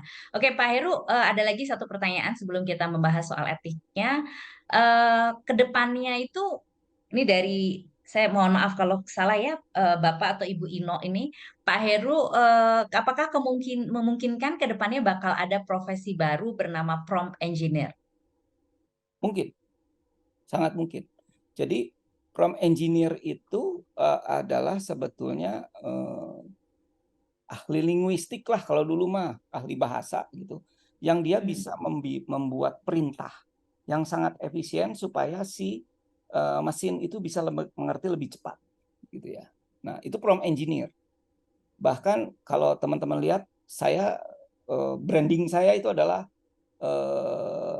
AI psychologist. Kenapa AI psychologist? Karena bagaimana ternyata AI kalau tidak bisa dijelaskan itu jadi blunder. Nah, yang bisa menjelaskan bagaimana cara kerja AI itu psychologist, bukan yang lain. Matematika bisa menjelaskan rumusnya. Seorang engineer bisa menjelaskan bagaimana mekanismenya. Tapi bagaimana menjelaskan tentang bias, bagaimana menjelaskan tentang bahwa algoritmanya ini masuk akal, bahkan bisa dikatakan tadi reproducibility-nya atau reliability-nya bagus. Itu orang psikolog gitu. Jadi akan banyak banget jabatan-jabatan baru yang mungkin sekarang nggak ada ya gitu. Graphic designer itu nanti hilang Bu, karena udah digantiin yang tadi ya. Tetapi Iya, mungkin yang tadi ya. akan muncul pekerjaan baru yang mungkin apa ya? Mungkin konten engineer misalnya, ya, programmer. Hmm. Yang saya bilang sama programmer saya, Hmm. kalau kalian nggak belajar lagi, gitu ya, ChatGPT, kalau saya mau bikin ya sekarang ya Mbak, saya mau bikin misalnya, tolong bikinin di Java, di bahasa Java tentang perintah ini. ChatGPT bisa buat. Hmm. Artinya apa? Programmer habis, Mbak. Gitu ya. Nah, Betul. programmer apa yang akan bisa sustain adalah programmer yang nanti dibutuhkan misalnya bahasa-bahasa masa depan, misalnya Golang. Kemudian webnya sudah pakai web yang advance gitu. Nah, artinya apa? Kita dituntut roda dari learning, unlearning, relearning ini harus berputar terus. Ketika kita Hmm. berhenti, AI akan lebih cepat kerjanya. Oh, udah lewat, kita ketinggalan gitu, Mbak. Itu ya, kalau kata Jadi saya. emang manusianya di-push juga untuk nggak males ya Pak ya, Iya, benar-benar mengoptimalkan fungsi otaknya banget nih betul, ya untuk betul, cari betul, apa yang tidak bisa dilakukan oleh AI ini, tapi sebenarnya itu sangat menuntut kualitasnya manusia itu betul, sendiri gitu ya betul. Pak Heru ya. Nah, menarik justru penelitian kemarin yang dilakukan di Boston Consulting Group. Jadi dia sama PPM. Jadi dia perusahaan konsultan. Dia bikin tiga eksperimental. Satu, para associates yang diminta menggunakan ChatGPT 4. Dia pakai ChatGPT 4 dalam membantu tugas kerjanya. Kelompok kedua sama sekali tidak boleh menggunakan ChatGPT. Ya. Nah, yang ketiga adalah orang yang di training pakai ChatGPT, tapi nanti dia pakai ChatGPT di depan. Nah, setelah dia suruh mengerjakan pekerjaan-pekerjaan sehari-hari, yang menggunakan ChatGPT itu lebih cepat, lebih efisien dibanding yang tidak. Ini berapa kali lipat Hmm. hasilnya ada. Saya ada risetnya. Nah, yang menarik adalah kalau orang yang dari sananya sudah tidak punya tadi digital literacy dan mindset untuk AI, mau di training apapun tetap ada di bottom line gitu, nggak bisa di training lagi gitu ya. Nah, itu Iya, menarik. iya. Jadi AI ini tidak menorong orang bodoh, Mbak, jadi pinter gitu. Hmm. Itu kesimpulannya. Dan justru menariknya dari penelitian Boston Consulting BCG. Group, Hmm. setelah sekian bulan, justru orang yang menggunakan ChatGPT menjadi tumpul ininya intuitionnya. Intuisinya, Nah, nalarnya ini ya Pak ya, karena dia udah nalarnya kayak ngandelin semua di sini itu. ya. Nah, itu yang dia bilang. Yang bahayanya dari ChatGPT adalah menumpulnya intuition, menumpulnya kepekaan dengan masalah, karena dia mengandalkan banget gitu. Nah, itu yang saya bilang. Kita harusnya menggunakan si ChatGPT ini untuk unlearning, bukan untuk membantu pekerjaan kita gitu. Ya, bahaya kalau seperti itu, seperti yang Hmm. ditakutkan sama si BCG, bahwasanya kreativitas jadi menurun, kemudian intuisi jadi menurun, kepekaan terhadap masalah juga menurun. Nah, itu yang dia rasakan akhirnya gitu. Jadi Hmm. bahayanya di situ gitu. Oke, baik-baik Pak. Oke, Pak Heru, terima kasih. Tadi Bapak udah mulai nyinggung soal bias dan juga ini ya tentang apa sih yang dibutuhkan nih jadinya dari manusianya sendiri supaya kita tentunya tidak terkalahkan oleh AI lah ya, tidak terkalahkan oleh generatif AI dan nggak tumpul gitu ya Pak ya. Nah, jadi silahkan Bapak mungkin kalau ada yang mau di-share terkait dengan etiknya dan tentunya nih terkait dengan bagaimana kemudian kita menyiapkan tim kita sendiri kan tadi Bapak juga cerita, Bapak punya programmer yang kalau dia nggak update terus dia juga akan terkalahkan dan sebagainya. Silahkan Pak kalau ada yang mau di-share. Siap. Oh, sebentar. Saya lupa. Oke. Jadi AI itu dituntut nanti ke depannya transparan. Yang tidak transparan di ChatGPT, kan kita nggak tahu akurasi ChatGPT itu berapa sih sekarang, gitu. Ya, itu nggak pernah dirilis sama mereka gitu. Hmm. Kemudian transformasinya itu dia pakai algoritmanya berapa layer. Dia hanya menyebutkan saya pakai sekian billion parameter, sekian tapis gitu ya. Tapi prosesnya bagaimana? Nah, itu makanya saya menyebutnya belum transparan. Padahal AI ke depan tuh dituntutnya transparan. Nah, bicara transparansi itu ada 3 level. Yang pertama black box. Nah, kalau di psikologi ini menarik. Black box itu kan input, output. Proses kita nggak tahu. Pokoknya yang penting inputnya ini, outputnya ini gitu ya. Jadi persis kayak Skinnerian atau Pavlov gitu. Kalau di ringing, oh ya dia kasih makan gitu ya. Jadi betul-betul black box. Nah, Asosiasi ya. asosiasi. Nah, si ChatGPT itu sekarang ada di black box, Mbak. Masih di black box. Nah, AI itu nanti dituntut menjadi white box. Ya, white box itu jadi transparan. Kenapa sih keluarnya jawabannya ini? Ya, saya lagi buat satu mesin. Jadi untuk mendapatkan satu jawaban, si ChatGPT itu pasti ada alternatif. Jadi jangan-jangan jawaban ini itu alternatif, ada berapa alternatif sebelumnya gitu. Nah itu harus transparan gitu, harus bisa dilihat gitu. Kalau Anda pakai yang ChatGPT sekarang itu kan langsung jawabannya satu. Tapi kalau kita bisa prompting engineering dan bikin di Python gitu, itu kita bisa lihat prosesnya. Sebetulnya berpikir mereka alurnya seperti apa. Nah itu udah white box.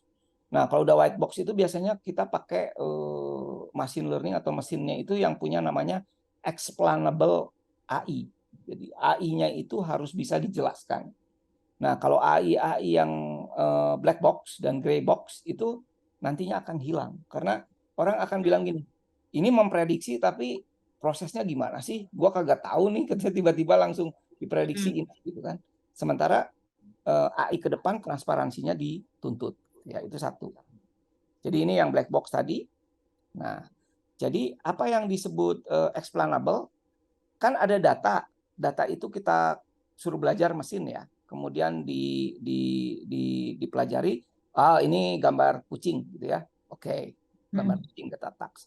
Ke depan itu ada training data, diproses belajar, dijelaskan dulu pada proses belajar ini variabel apa saja yang mempengaruhi supaya jadi keluar kenapa ini jadi kucing. Oh, karena ada fur, whisker, dan claws gitu. Jadi kenapa dia kucing? Karena ada ciri-ciri khususnya gitu. Nah, jadi ada explainable interface yang menjelaskan kenapa si prediksinya ke sana gitu. Ya, baru dikasihkan ke user gitu ya. Nah, ini yang nantinya akan berkembang. Gitu. Oke. Pak, mohon maaf nih karena waktunya juga udah mepet dan ini pertanyaannya terus cukup banyak nih yang muncul di chat ya Pak ya. Jadi mungkin kita ke pertanyaan dulu. Nanti silakan kalau masih mungkin dari pertanyaan itu Bapak mau ada yang ditampilkan di slide-nya. Oke Pak, jadi kalau tadi ya ini terkait dengan kita udah ngomong ke depannya diharapkan secara etisnya itu AI seperti apa. Tadi juga Bapak udah banyak nyinggung bahwa sebenarnya ya memang manusia ini dikembalikan lagi kepada fungsinya yang memang harus berpikir kreatif, tidak nggak mau disuapin gitu aja oleh ChatGPT ya. Justru kita harus kritis terhadap jawaban-jawaban yang diberikan oleh ChatGPT. Nah ini ada tadi pertanyaan dari Fitriani yang mungkin udah bisa kita kaitkan dengan sekarang. Jadi gimana kita mempersiapkan diri kita, tim kita gitu ya, supaya memang kita bisa AI ini bisa jadi friend buat kita dan memang tadi menghasilkan profit buat organisasi. Fitri ini bertanya skill apa aja yang perlu di-upgrade supaya kita bisa menghadapi kehadiran AI ini.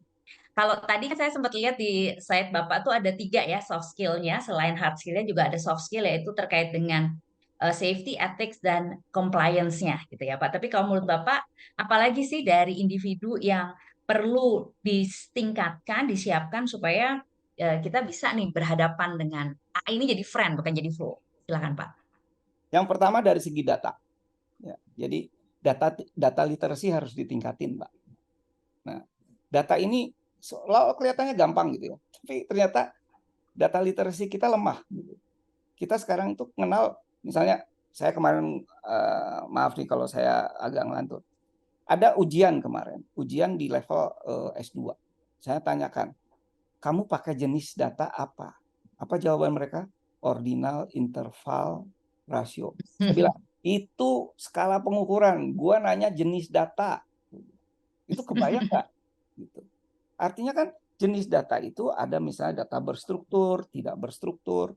Data tidak berstruktur itu bentuknya apa? Bagaimana dikonversi menjadi data struktur gitu. Nah, ini yang teman-teman harus paham benar data literasi ini. Kemudian data itu harus bersih, kualitas datanya harus baik gitu, tidak ada duplikasi, tidak ada error. Itu yang pertama. Yang kedua adalah kemampuan storytelling with data. Ini yang AI aja nggak punya gitu. Jadi Jadi gimana membahasakan si data kita itu ya Pak ya, da- menceritakan lebih kompleks gitu. dan bisa mengambil storytelling with data itu adalah bisa menceritakan ada benang merah di belakang angka-angka tadi. Nangkep ya? Hmm, Jadi kalau yang betul betul. ditampilkan dalam dashboard terus angkanya kita terjemahin, oh ininya tinggi, ininya rendah, nah, itu mah bisa semua juga. Tetapi misalnya ini ada kaitan loh antara variabel ini dengan variabel ini. Variabel ini disebabkan oleh variabel-variabel yang ini loh, diintervening oleh Mm-mm. variabel ini. AI nggak bisa sampai sana. Hmm. Gitu. Oke oke. Jadi Atau kemampuan ini kenapa jadi bertentangan sama ini, kita punya penjelasannya ya dari situ betul. ya. Nah, itu menariknya ketika kenapa kita misalnya yang menarik teman-teman punya data diolah, tiba-tiba muncul korelasi. Nah, ketika korelasinya ada, dia sendiri bingung karena ternyata di teori nggak ada gitu. Nah, dia Hmm. bingung sendiri kan gitu ya. Nah, jadi itu keterampilan storytelling with data itu menjadi hal Oke. yang vital. Yang ketiga adalah data visualization. Nah, ini juga nggak bisa digantiin sama AI. Gimana supaya kita bisa menampilkan suatu tampilan data yang nggak boring, tapi orang sekali lihat langsung nangkep, oh ini yang dimaksud gitu. Ya. Nah, kalau di psikologi kita belajar teori Gestalt, bagaimana fokus pada satu masalah gitu. Itu bisa di teori perception bisa dipakai benar-benar. Hmm. Keempat, business acumen itu jangan dihilangin. Hmm. Kita jago AI, tapi bikin analisa turnover, sementara perusahaannya nggak ada turnover karyawan, kan goblok kalau saya bilang. Percuma juga gitu. Dia bisnis acumen kan gitu. Jadi dia ngerti benar ini apa yang mau dihadapin oleh bisnis, solusinya harus seperti apa.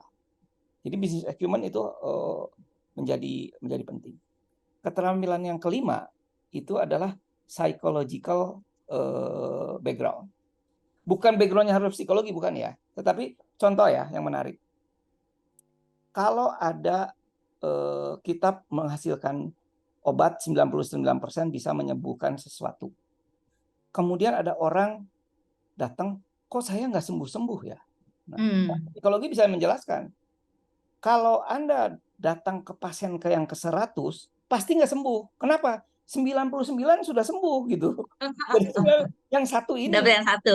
Nah, cuma persoalannya statistik kan selalu bilang yang satu ini ada di mana nggak tahu gitu kan. Nggak tahu. Kalau Hmm. udah 99 ini sudah sembuh, Anda udah pasti nggak sembuh. Karena ada yang datang yang ke-100 gitu. Ya.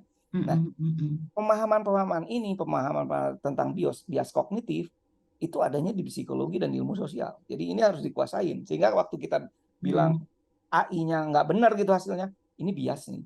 Ini hasil bias Hmm. karena apa gitu. Ya. Nah, yang terakhir, yang kelima, itu adalah kemampuan 6 numerik. kali Pak. 6. Itu 6. numerik, keterampilan numerik dan statistik. Kalau itu kan jadi sesuatu yang harus ya. Masa nanti kita mau Hmm. bikin AI ternyata kemampuan matematiknya masih Hmm.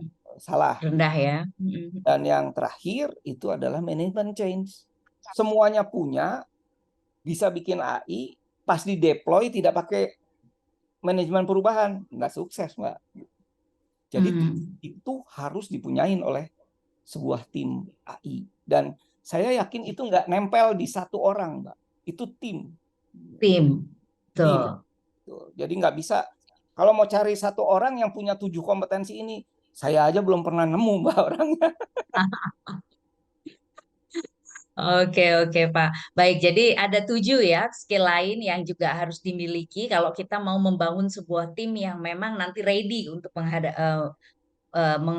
ya Pak, menciptakan, mengoperasikan gitu ya AI ini. Ada data literasi, storytelling data, data visualization, business acumen, psychological background, numeric and statistic skill, sama managing change itu ya Pak ya. Ya, Mudah-mudahan terjawab pertanyaannya Mbak Fitriani. Aduh, ini sebenarnya waktunya udah agak lewat, jadi satu pertanyaan lagi ya Pak, saya coba gabungin nih. Ada yang nanya kekhawatiran hadirnya AI buat anak-anak dan juga dunia pendidikan, Pak. ya, ya. Justru kalau buat saya, jadikanlah AI ini di dunia pendidikan itu kan jadikan sebagai asisten. jangan dia jadi teacher. Teacher itu juga jelek kalau AI jadi teacher. Tapi jadikan sebagai dia asisten. Dan saya punya tips gini. Dulu ya waktu Mbak Nina ditemukannya kalkulator, orang kan khawatir. Nanti orang bakal diganti ini sama orang-orang yang ngitung sama kalkulator. Ternyata enggak, Mbak. Coba Mbak ke pasar. Ada orang yang ngitungnya cepat gitu uangnya. Sekian. Bahkan ada orang yang ingat beli anu lebih cepat loh dari kalkulator. Nah, orang ini tidak tergantikan loh. Ya. Artinya dengan adanya kalkulator tetap diperlukan orang-orang yang seperti tadi. Ya, oke. Sekarang lebih canggih lagi, geser, Mbak. Ada SPSS ya, Mbak pasti pakai SPSS kan. Nah, udah nggak pakai lagi Excel kan untuk menganalisa statistik.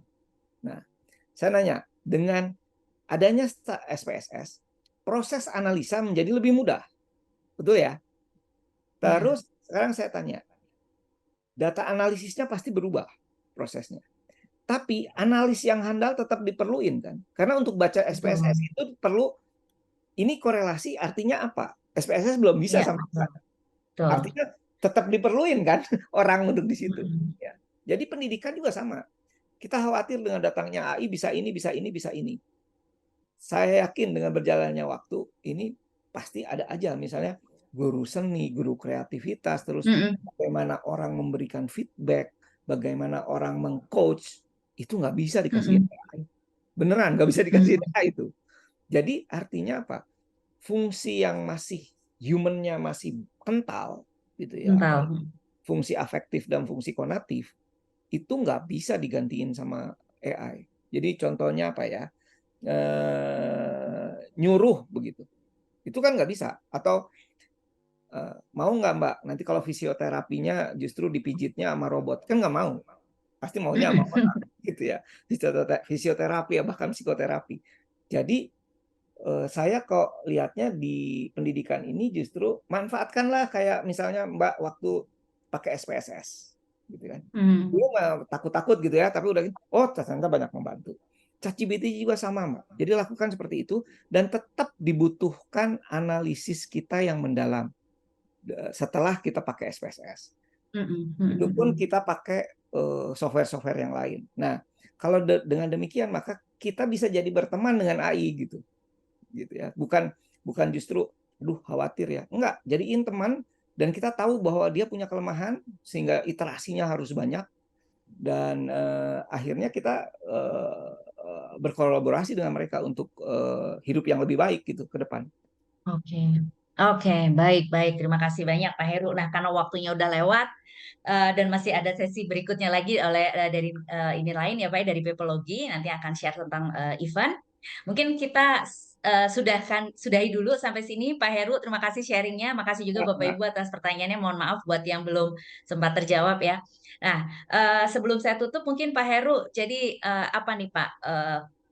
Closing statement dari Bapak terkait dengan kekhawatiran kita semua bahwa AI ini juga bisa apakah akan menjadi teman atau akan menjadi musuh, apakah akan membuat kita yang udah susah cari pekerjaan makin susah lagi gitu ya, apakah membuat guru-guru makin pusing lagi membedakan mana murid atau mahasiswa yang kreatif dan pintar. Kira-kira gimana Pak closing statement-nya? Silakan Pak. Closing statement-nya justru kalau saya bilang generatif AI atau AI itu tidak akan pernah bisa menggantikan orang. Tidak akan pernah sampai kapanpun. Tetapi ya orang yang mempunyai jabatan atau peran orang yang sekarang dipunyain itu bakal bisa diganti oleh orang yang dengan orang yang lebih mengerti AI. Jadi artinya jangan khawatir bahwa itu akan digantikan dengan nggak bisa digantikan dengan AI, tapi pasti digantikan dengan orang, tapi yang lebih mengerti yang paham AI. Gitu. Itu aja mungkin statementnya. Oke, baik. Terima kasih banyak Pak Heru. Ya, jadi Bapak Ibu sekalian, tadi ngobrol-ngobrol singkat nih ya dengan Pak Heru terkait dengan AI yang selama ini mungkin akhir-akhir ini kita semakin worried dengan munculnya ChatGPT, anak murid pada bisa ngerjain soal dengan cepat, mahasiswa juga, karyawan juga kadang-kadang disuruh melakukan sesuatu bisa secara cepat, ternyata Pak minta bantuan dari ChatGPT. Ada juga kekhawatiran kita akan tergantinya lapangan pekerjaan oleh kehadiran dari generatif AI ini. Nah, kalau kita udah sedikit tadi ngobrol-ngobrol Bapak Ibu sekalian, ada baiknya memang kita punya mindset bahwa AI ini bisa menjadi sahabat kita, bukan menjadi musuh kita, tapi dengan catatan tentunya ya. Catatannya yang pertama tentunya kita sebagai manusia juga harus mengoptimalkan kapasitas manusiawinya kita sendiri gitu ya. Jangan cuma melakukan hal-hal atau pekerjaan-pekerjaan yang sangat mudah digantikan atau dilakukan oleh AI-nya. Dengan kata lain, kalau kesimpulan saya yang sederhana, jangan males juga nih pakai otak gitu ya. Jangan males pakai otak kita. Kita selama ini emang udah males banget nih kayaknya gitu. Kita harus lebih mengoptimalkan lagi fungsi kognitif kita yang tentunya tidak menumpulkan juga bahwa kita bisa mengoptimalkan fungsi afektif kita dan juga konatif kita.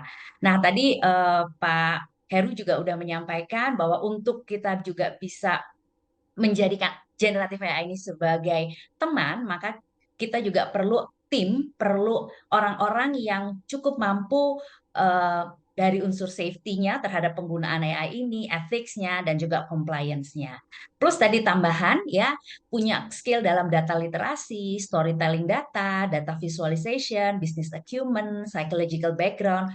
Maksudnya psychological background bukannya hanya untuk sarjana psikologi gitu ya Pak ya, tapi lebih kayak pemahaman terhadap human-nya, terhadap apa namanya behavior-nya itu yang mungkin perlu dipertajam juga, dan juga numeric statistic skill serta tentunya managing change. Nah, jadi manusianya tidak tergantikan oleh AI sebenarnya, tapi manusianya mungkin akan terkalahkan justru dengan manusia lain yang lebih menguasai AI lagi. Dengan demikian, inilah sebenarnya kunci kita untuk nantinya building a future team-nya supaya kita juga bisa ready menghadapi AI ini sendiri, Bapak Ibu sekalian. Mampu nggak kita menciptakan sebuah tim yang saling berkolaborasi, semua anggota timnya mungkin punya tadi keahlian-keahliannya terpencar-pencar, tapi bisa kita satukan dalam sebuah tim yang cukup solid untuk menjadikan AI ini sebagai sahabat kita dan akhirnya memberikan keuntungan bagi kita bersama. Mungkin itu Bapak Ibu sekalian, terima kasih banyak. Kalau nanti Bapak Ibu mungkin mau tahu lagi nih tentang bagaimana AI di industri dan sebagainya, PPM Manajemen juga akan menyelenggarakan sebuah seminar sekitar bulan November terkait dengan AI ini. Kalau mau tahu lagi juga bagaimana implementasinya di dalam AI ini di dalam industri secara regional, setelah ini akan ada sharing mengenai conference yang akan dipandu oleh MC Eva. Itu saja mungkin. Terima kasih sekali lagi Pak Heru atas sharingnya di sore hari ini. Bapak Ibu juga terima kasih banyak. Mudah-mudahan bincang-bincang kita sore ini bermanfaat ya, membuka cakrawala kita bersama untuk menjadikan AI sebagai friend kali ya. Tapi dengan catatan tadi ya Pak ya. Oke, saya kembalikan kepada Eva. Terima kasih banyak Bapak Ibu semuanya. Wassalamualaikum warahmatullahi wabarakatuh. Selamat sore, salam sejahtera bagi kita semua. Eva, silakan. Ya Ibu, selamat sore. Terima kasih Bapak dan Ibu. Diskusinya menarik banget nih tadi. Sebenarnya kami juga sambil ada survei mengenai AI. Mungkin Bapak Ibu bisa bantu kami untuk menjadi responden kami. Bisa minta tolong untuk isi survei kami di linknya akan kami berikan di kolom chat. Nah, oke. Baik deh, Bapak dan Ibu, seperti yang udah diinformasikan di awal, kita kedatangan tamu spesial berasal dari Malaysia. Nah, beliau ini akan menjelaskan sekilas tentang sebuah konferensi. Konferensi apa? Mari kita saksikan tayangan berikut ini.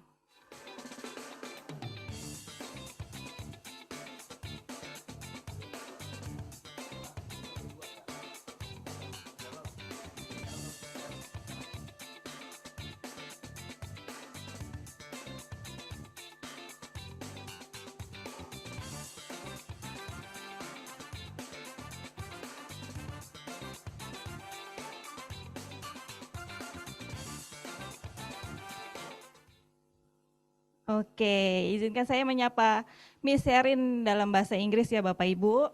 Hello Sherin, how are you? Hi everyone. How's everyone doing? Selamat sore. Ya, selamat sore. Yeah, is Okay. it correct my pronunciation? Yeah, that's very correct. Ya, saya bisa berbicara sedikit bahasa Indonesia. Iya, oke. Ya, dari Malaysia. Iya. Similar. Mirip-mirip bahasa kita ya. Yes, Oke. similar bahasa. Okay, like what I mentioned at the beginning, the importance of designing an organization team in future is very crucial, especially in the digital era. What kind of things that we have to aware of, and what kind of strategic plan that we must have for our team to ensure the sustainability of our organization growth? Can you share it, Sherin, please? Yeah, what kind of strategy that we need to have? First thing first, I think I do have some slides that I would like to present. Can I share my screen? Yeah. All Okay. right. So let me share my screen now.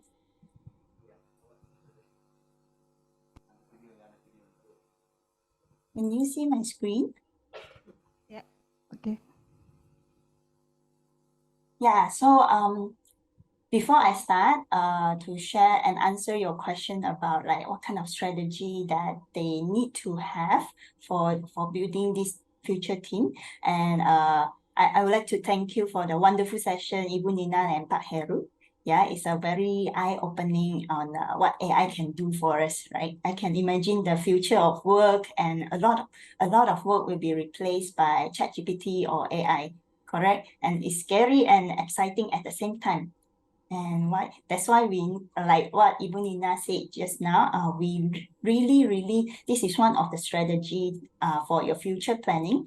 We really need to build a future team, future workforce that is very, very resilient, and also that is able to withstand any like challenges to help the organization to propel further. Yeah, that is one of the strategy that I think HR role and position can contribute in. I think today there's a lot of like people coming from HR background. Am I correct? Yeah. Yeah. So I think I answered your questions for that. But this one for the upcoming session, I would like to share some background of Build a Future Team. Miss Eva, do you have any other questions before I start here? Okay, you can start sharing. Yeah. Okay. So for this session, I'm not sure about like how many of you heard about Build a Future Team initiative through PPM. Or if you have heard about it, maybe I can have some interaction here. Type 1 if you heard about it, or type 2 if you do know anything about Build a Future Team initiative. Ya, teman-teman mungkin bisa ketik 1 atau 2 di di kolom chat. Terima kasih. So Okay. one, Number 2, Sherin. 2, haven't heard about Build a Future Team. All right. Probably, yes. That's why I'm here today. So it looks like I need to have briefly share about this initiative for all of your benefit. And I hope you can see my screen sharing now. Before I move on to my next session, I would like to briefly introduce about myself. Thank you for this opportunity to partner with PPM and invite me to this sharing session. I'm the initiator of Build a Future Team initiative under Peoplelogy Group, Malaysia. So I'm originally from Malaysia. Bisa cakap bahasa sikit. Yeah, I have several years of background in regional expansion, as well as HR partners, as well as the project and event management.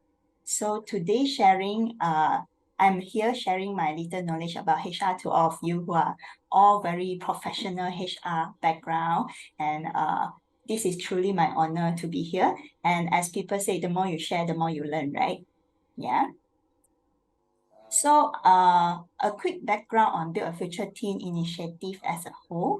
Build a Future Team actually started back in 2020 during the pandemic, during the movement control era, and during the COVID-19 era.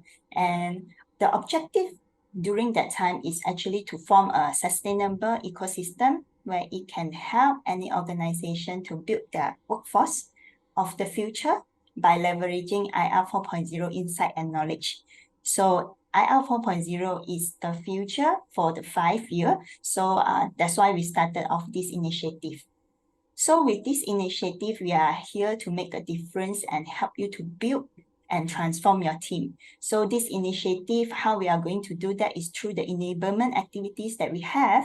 Under this initiative, we have our study tour, namely study tour, connect events, which is our seminar, our webinar, and conferences, podcasts, as well as through our podcasts, as well as the certification program throughout Southeast Asia. We call it the Future Team under this initiative.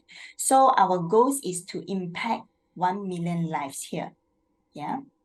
And by doing this, a lot of transformation will be witnessed in this initiative. So start with talent transformation within your organization. So dalam your company, there is a lot of transformation needed for the talent itself. So we form a community who are passionate about the transformation and moving on to digital transformation, where we equip them with skill set and to create more job opportunities in the market. And eventually we bring business transformation and sustainability to your businesses and organization. When your people is equipped with all the skill set, they are contributing back to your organization. So that is the success of a total HR transformation and the backbone of Build a Future Team initiative, where we believe about. So that is a simple introduction about Build a Future Team. And for the past 3 years, we don't do it alone. We have successfully carried out with different impact partner, skill partner, and business partner in 6 countries. So we currently have partners from 6 Southeast Asia countries, including ministries, government bodies, renowned organizations, and so on and so forth. Of course, PPM Management is one of our skill partners in Indonesia. So that's why we are here doing one of the session webinar under this Build a Future Team initiative as well. And our past Build a Future Team, we do have like events in Malaysia. So we actually gather about a few hundreds of HR leaders, conferences and connect events. We gather about 800 thought leaders in Malaysia alone, including HR and IT professionals. So as you can see here, it's happening during the pandemic year. So everyone is still wearing the mask. So before I move on to next part related to the conference, so that is a background of Build a Future Team. I want to ask this, what are the role of HR in this transformation journey? Just now we maybe spill a little bit of beans and all that. So as a transformation journey, we face many phases in the previous year during the COVID-19 era, during the pandemic. Maybe you can drop your answer. Do you have a role during this transformation journey? You can drop your answer in the chat room kalau ada. Bapak Ibu bisa di kolom chat ikut menjawab. I will try to make my session a bit more interactive, because I think one-way communication it doesn't really work a lot through virtual. So I would like to have some interaction also with all of you. So if you have anything, you can put in bahasa, maybe I can understand a bit. So maybe you are still shy, never mind. So we all know that like probably human resource, right? They all deal a lot with people, right? Day in, day out, on a daily basis, you deal a lot with people, with your staff, with your bosses. So in order to cater for this transformation, like what we said just now, I think we need a very resilient resilient workforce to succeed. So by resilient, we mean the capacity to withstand or recover quickly from any difficulties or toughness. So the role of HR in this, so I'm giving the answer now. So the role of HR is actually to acquire and also to develop this resilient workforce. So how do we acquire and also develop this resilient workforce? The answer, I won't be the speaker for it. The answer will be actually reviewed during our conference. That's why that is a lot of speakers from different background, from chief HR officer, from head of human resource development. They are actually part of our speakers in our upcoming 2 days conference in Singapore. So it explains also why we focus on this topic, cultivating a resilient workforce towards 2024 and beyond. Because in the upcoming, probably in 5 years' time, there is a prediction there might be another pandemic situation. Then what measurement, what are the preparation that we need to do for the upcoming session under HR community. So this conference is actually happening on the 8th and 9th November in Marina Bay Sands, Singapore, and the center of the regional hub for Asia Pacific, right? And with PPM Management as one of our partners, supporting partners, as well as our ticketing partners. Yeah. So in this conference, right, we'll be discussing the topics about cultivating resilient workforce in 3 focuses. We will help to discover HR trend, develop talent strategy, and also digitalize people management. It will break down into 8 keynotes, 7 panels from 7 countries of speakers. All right. Yeah. So these are some of our speakers. If you can see, some of our speakers, they are coming from different countries, Indonesia, particularly Philippines, Thailand, Malaysia, and Singapore. So all of them are from a different kind of background. So you can see we have a speaker from Telkomsel. We have speaker, Ibu Nina is part of our speakers as well. And also we have speaker from Indosat from Indonesia. Yeah, and also BRI as well. Okay. So let's have a look at the topic and what you will learn. Firstly, we will talk about talent transformation, which is our backbone of Build a Future team. So these 3 keynotes, the speaker from Singapore, Indonesia, from Cominfo, and also from Malaysia, will share about the digital talent strategy and their practices, because 85% of the companies are actually facing the challenge is sourcing right talents. I think some of you might have this challenge as well, and 55% of them actually are open to hire other digital talents, right? And second part is also we are talking about digital transformation. Second highlight on this, I'm sure a lot of HR is also looking into this. These 2 speakers from Maybank, Malaysia, and also Indosat, Indonesia, will be diving into the topics of productivity and also identifying new leaders during hybrid workplace.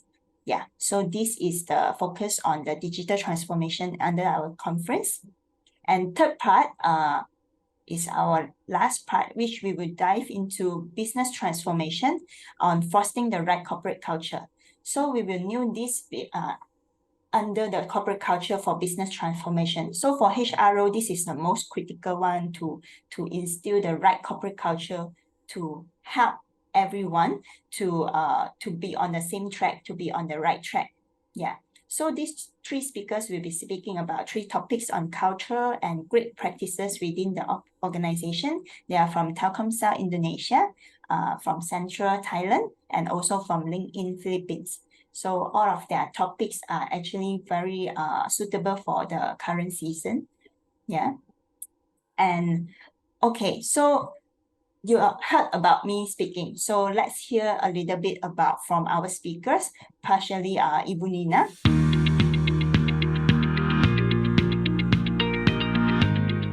Hi, I'm Maharsi Anindya Jati, Head of Center for Human Capital Development, Data Management, Indonesia. I'm going to be one of the speakers in Build a Future Team Conference 2023 on November 8 at panel session 1. In this conference, we are sharing our latest research about digital talent in Indonesia. As in our previous one, the result of this research can be valuable information for you to develop the human capital strategy. I'm sure this session will benefit your organization on how to plan an effective strategy to attract and retain the best digital talent. Save your seat as the early bird offer is still available. Buy tickets now on buildafutureteam.com. Don't miss this prestigious event. See you in Singapore. Yeah, so this is our speakers, Ibu Nina, and in a nutshell, for our conference, there will be a few bonuses for you all. So for you, you will be experiencing 2 days of impactful, insightful, most influential HR leaders from Southeast Asia, and get insight from these 21 international speakers and HR leader on talent development and strategy planning. So they are also, as a summary, they are also 8 keynotes and 7 panel sessions for you to understand what is their strategy, what is their challenges, as well as their case studies on how do they overcome some of the challenges in their country. And you also get to network and discuss through issues with other 300 delegates in there. And last but not least, we also have a white paper publications. According to this, PPM management is also part of our analysis or research partner for this white paper. So there will be 15 topics inside this white paper, and also will be published through buildafutureteam.com, our website. Yeah. So I think thank you, PPM, for the invite to the event as an appreciation for all of you who still staying here, who still listen to me sharing. There will be something special for you. That is only for today's delegate, because this conference is 2 days and you will get a chance to meet with so many great speakers out there. So currently, if you think the conference is a great place and insight for you to learn, the delegate pass for 2 days is actually 1,288. Of course, you are not paying this just for the conference alone. For the 29 speakers that we have additional bonuses for you with the price that you are paying. So with this, we are going to enable our bonus 1. We are offering our first bonuses to everyone who stayed until now. So these bonuses is to help to design, to build your future team. So when we say build a future team, so we are really putting in our effort to help to build your future team, a resilient digital team. So we are offering free upskill for 30 staff of you with the top 5 in-demand skills, 1 year full access. So this one, it can help you to convince your management and benefit your company as a whole. That's right. We are giving out free upskilling, and this is the top 5 in-demand skill, which is the big data, cybersecurity, cloud computing, digital marketing, and product design. And upcoming, we do have AI as well. As today's topic, it will be AI, right? Today's topic is AI. We do have AI courses as well in this micro-credential learning platform. If you are wondering what this is, here you may have a glance of the platform. Maybe I can share yeah. So this video, can I play this video?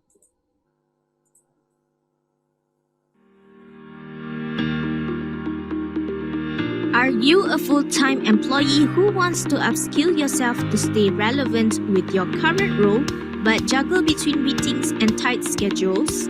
Or someone in a senior role who is looking for knowledge to implement at work on the spot?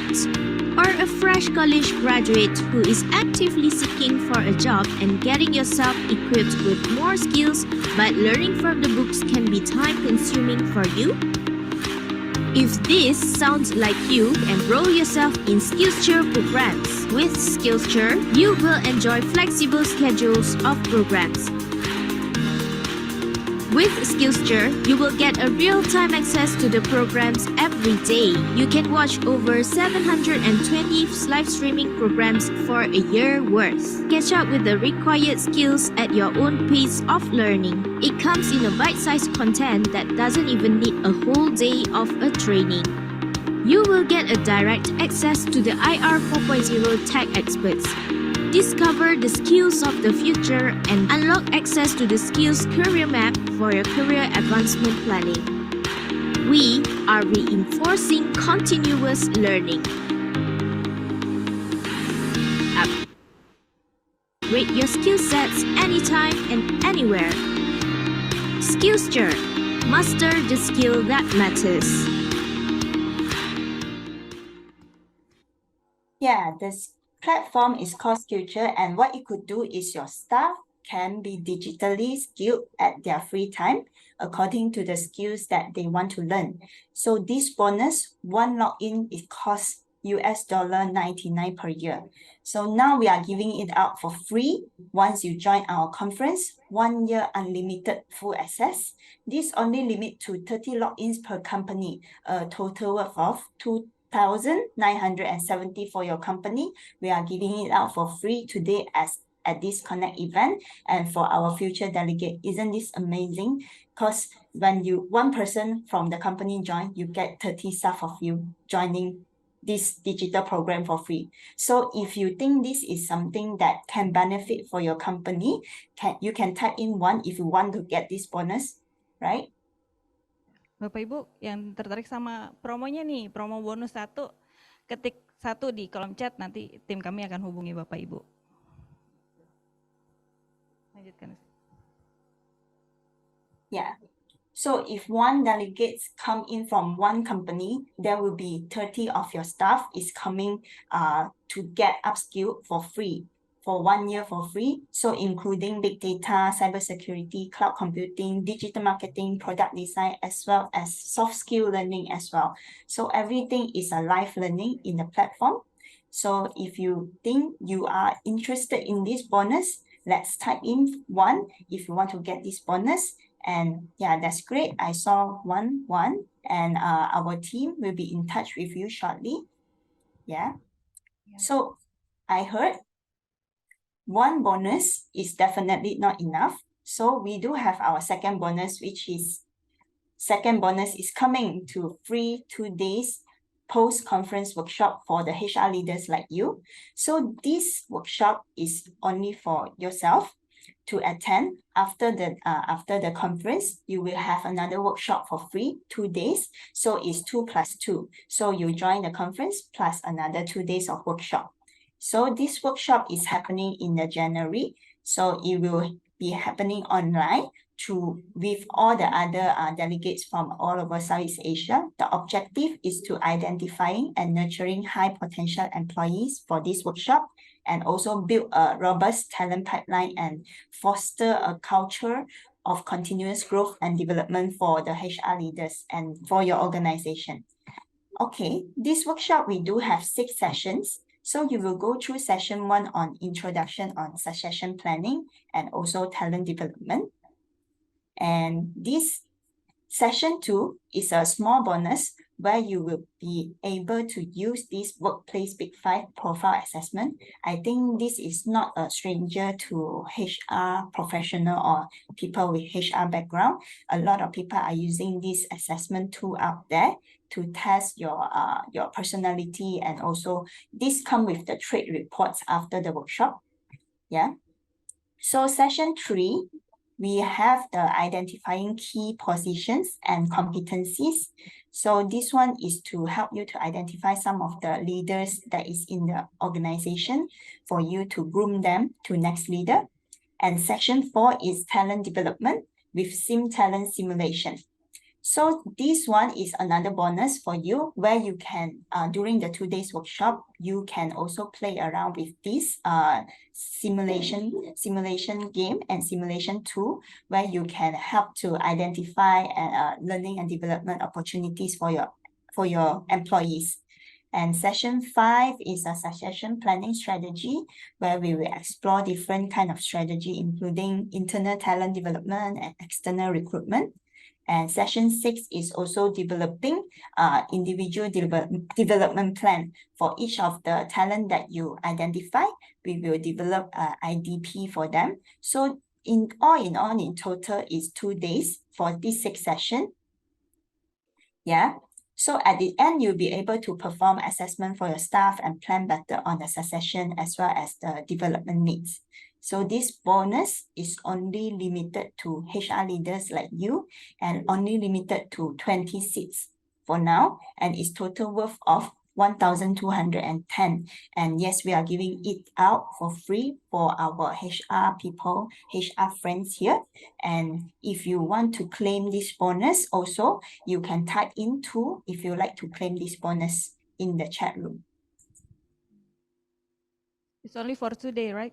Serena? Yeah, Only for today. Only for today, there is the bonus that we are sharing for all of you. So if you miss today, then it will go back to the delegate pass, only the delegate pass, but don't have the other bonuses. Yeah. So if you want to claim this bonus, you can type into, in the chat room. So our team will be in touch with you shortly. So this bonus is actually very good for your planning for in the future. If you identify some of the successor for some of the departments, so they will help you to strategize your team better and to make sure their learning and development is taken care of. So this is the second bonus. Yeah. So I see someone coming in, with 2. Yeah. So, okay, our team will also be in touch with you shortly. Yeah.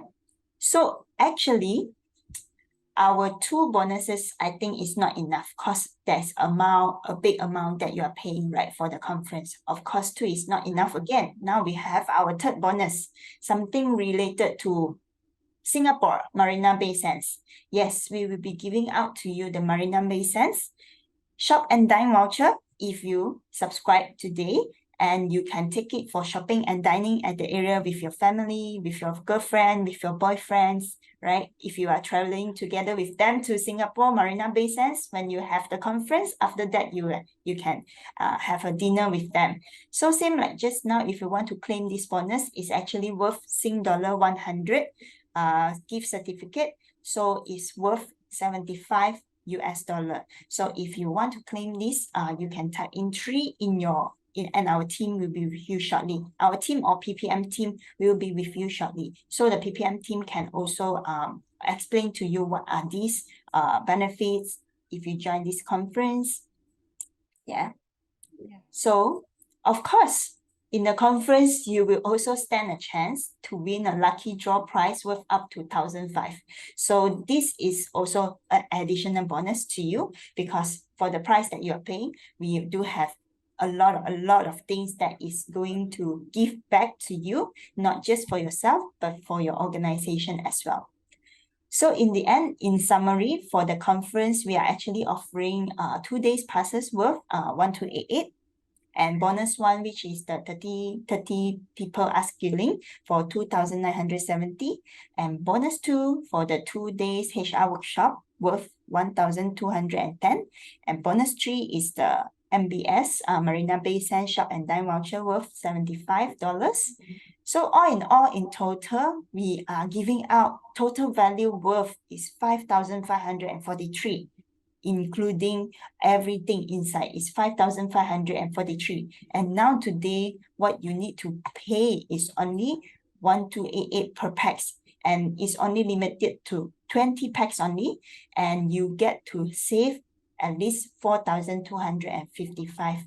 If you engage separately with this program, if you engage separately with the 30 logins, there will be additional costing for you. So it's a limited promo, only 20 packs today and limited time only, where you can become our delegate at conference and have a free membership for Build a Future Team community. You can get a 10% discount or more for upcoming maybe study tour and also conference in the upcoming year, and also free upskill for 30 staff, 2 days conference, and $100 shop and dine voucher. So if you are interested in this is a limited time offer. We do have a link that is going to share to you at the chat room as well. And you also can put in this QR code and scan in and put in your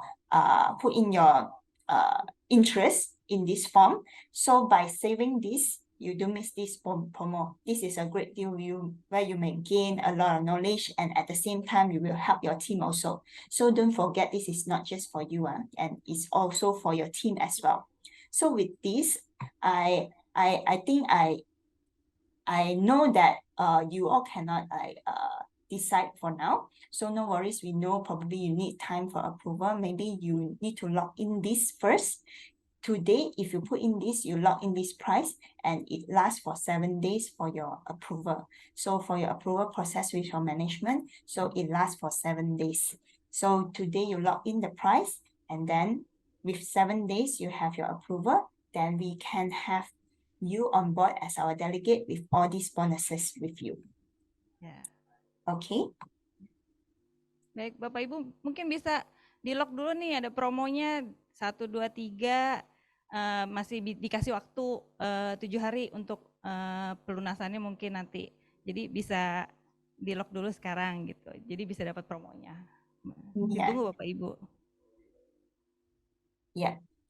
So with this, I think this is my sharing about the conference and some of the benefits that you can get by joining our conference. And with this, I end my session. If there is any question regarding this conference, you can contact our official partner, PPM Management, and Eva will also help to do a simple translation regarding this, right? Yeah. Yeah. All right, over to you, Eva. Oke. Ya Bapak Ibu, barusan Sherin menjelaskan mengenai bonus-bonus 1, 2, dan 3 itu promo dari conference-nya ini. Jadi kalau Bapak Ibu yang tertarik jadi bisa dapat promo nih. Tadi masing-masing bonus 1, bonus 2, dan 3 itu. Yang paling menarik tuh bonus 3 tuh ada dapat voucher makan di Marina Bay Sands gitu. Mungkin siapa tahu sambil liburan gitu, sambil conference juga di sana kan bisa ya lumayan gitu. Nah, seperti yang tadi Sherin sebutkan, bisa di-lock dulu nih hari ini. Promonya cuma buat hari ini, terus bisa ditunggu sampai 7 hari untuk deal-nya gitu. Gitu Bapak Ibu. Correct. Oke, Sherin. So we will also meet with Ibu Nina there. Oh ya, Ibu Nina juga termasuk salah satu speaker di conference ini nanti. Correct. Okay. Alright. Is there anything else? Yeah, so that's it for my sharing. Thank you so much for this session. Yeah. Okay. Thank you, Sherin. Hope the conference success, yeah. Thank you, thank you. And if there is any questions, PPM Management will also help to answer because they are our official ticketing partner for this conference. Yeah. All right. Okay. Thank you so much. Okay, thank you, Sherin. Bapak dan Ibu peserta juga dapat bertanya seputar topik ini atau event BAFC ini. Bisa dengan bahasa Inggris atau bahasa Indonesia, bebas. Bisa menghubungi nanti ada QR code-nya. Nah, yes. Silakan, mungkin bisa di screenshot dulu.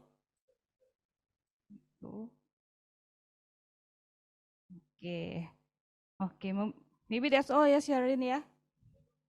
Yes, that's all from my side. Thank you so much. Thank you, Sherin. Yeah. See you. See you. Yeah. Oke, Bapak Ibu. Untuk meningkatkan kualitas penyelenggaraan acara, kami minta kesediaan Bapak Ibu untuk mengisi feedback yang sudah kami sebelumnya kan Popinman ini diadakan setiap minggu, setiap hari Rabu nih. Minggu depan ada lagi Popinman mengenai experiential learning, dig a further way of learning from experience gitu. Ada Bapak Arif Syafruddin yang menjadi pembicaranya gitu. Ya, untuk feedbacknya sudah kami siapkan di QR code-nya ini. Bapak Ibu bisa memindai QR code-nya yang ada di layar ini. Dan kami kirimkan linknya juga di chat Zoom-nya. Feedback yang Bapak Ibu berikan merupakan masukan bagi kami untuk meningkatkan kualitas acara kami. Dan setelah ngisi feedback, Bapak Ibu akan kami kirimkan materi melalui email yang tertera saat pengisian feedback. Dan jangan lupa survei yang tadi juga ya Bapak Ibu mohon dibantu isi. Ada hadiah untuk beberapa responden yang beruntung. Oke. Nah, Bapak dan Ibu silakan join juga jadi member PPM Community, bisa langsung klik link yang ada di chat room. Terus jangan lupa juga untuk follow media sosialnya PPM Management, ada Instagram, Facebook, YouTube, dan LinkedIn-nya. Oke, nggak terasa udah kurang lebih 2 jam nih acara ini berlangsung. Di akhir acara ini kami ngucapin terima kasih untuk keterlibatan Bapak dan Ibu yang mendukung terselenggaranya acara hari ini, terutama Bapak dan Ibu sekalian yang bersedia meluangkan waktu untuk mengikuti kegiatan hari ini. Mohon maaf jika terdapat salah kata dalam memandu acara kali ini. Saya Eva Pasapurpadita pamit undur diri. Sampai jumpa di kegiatan PPM Manajemen selanjutnya. Salam sehat untuk kita semua.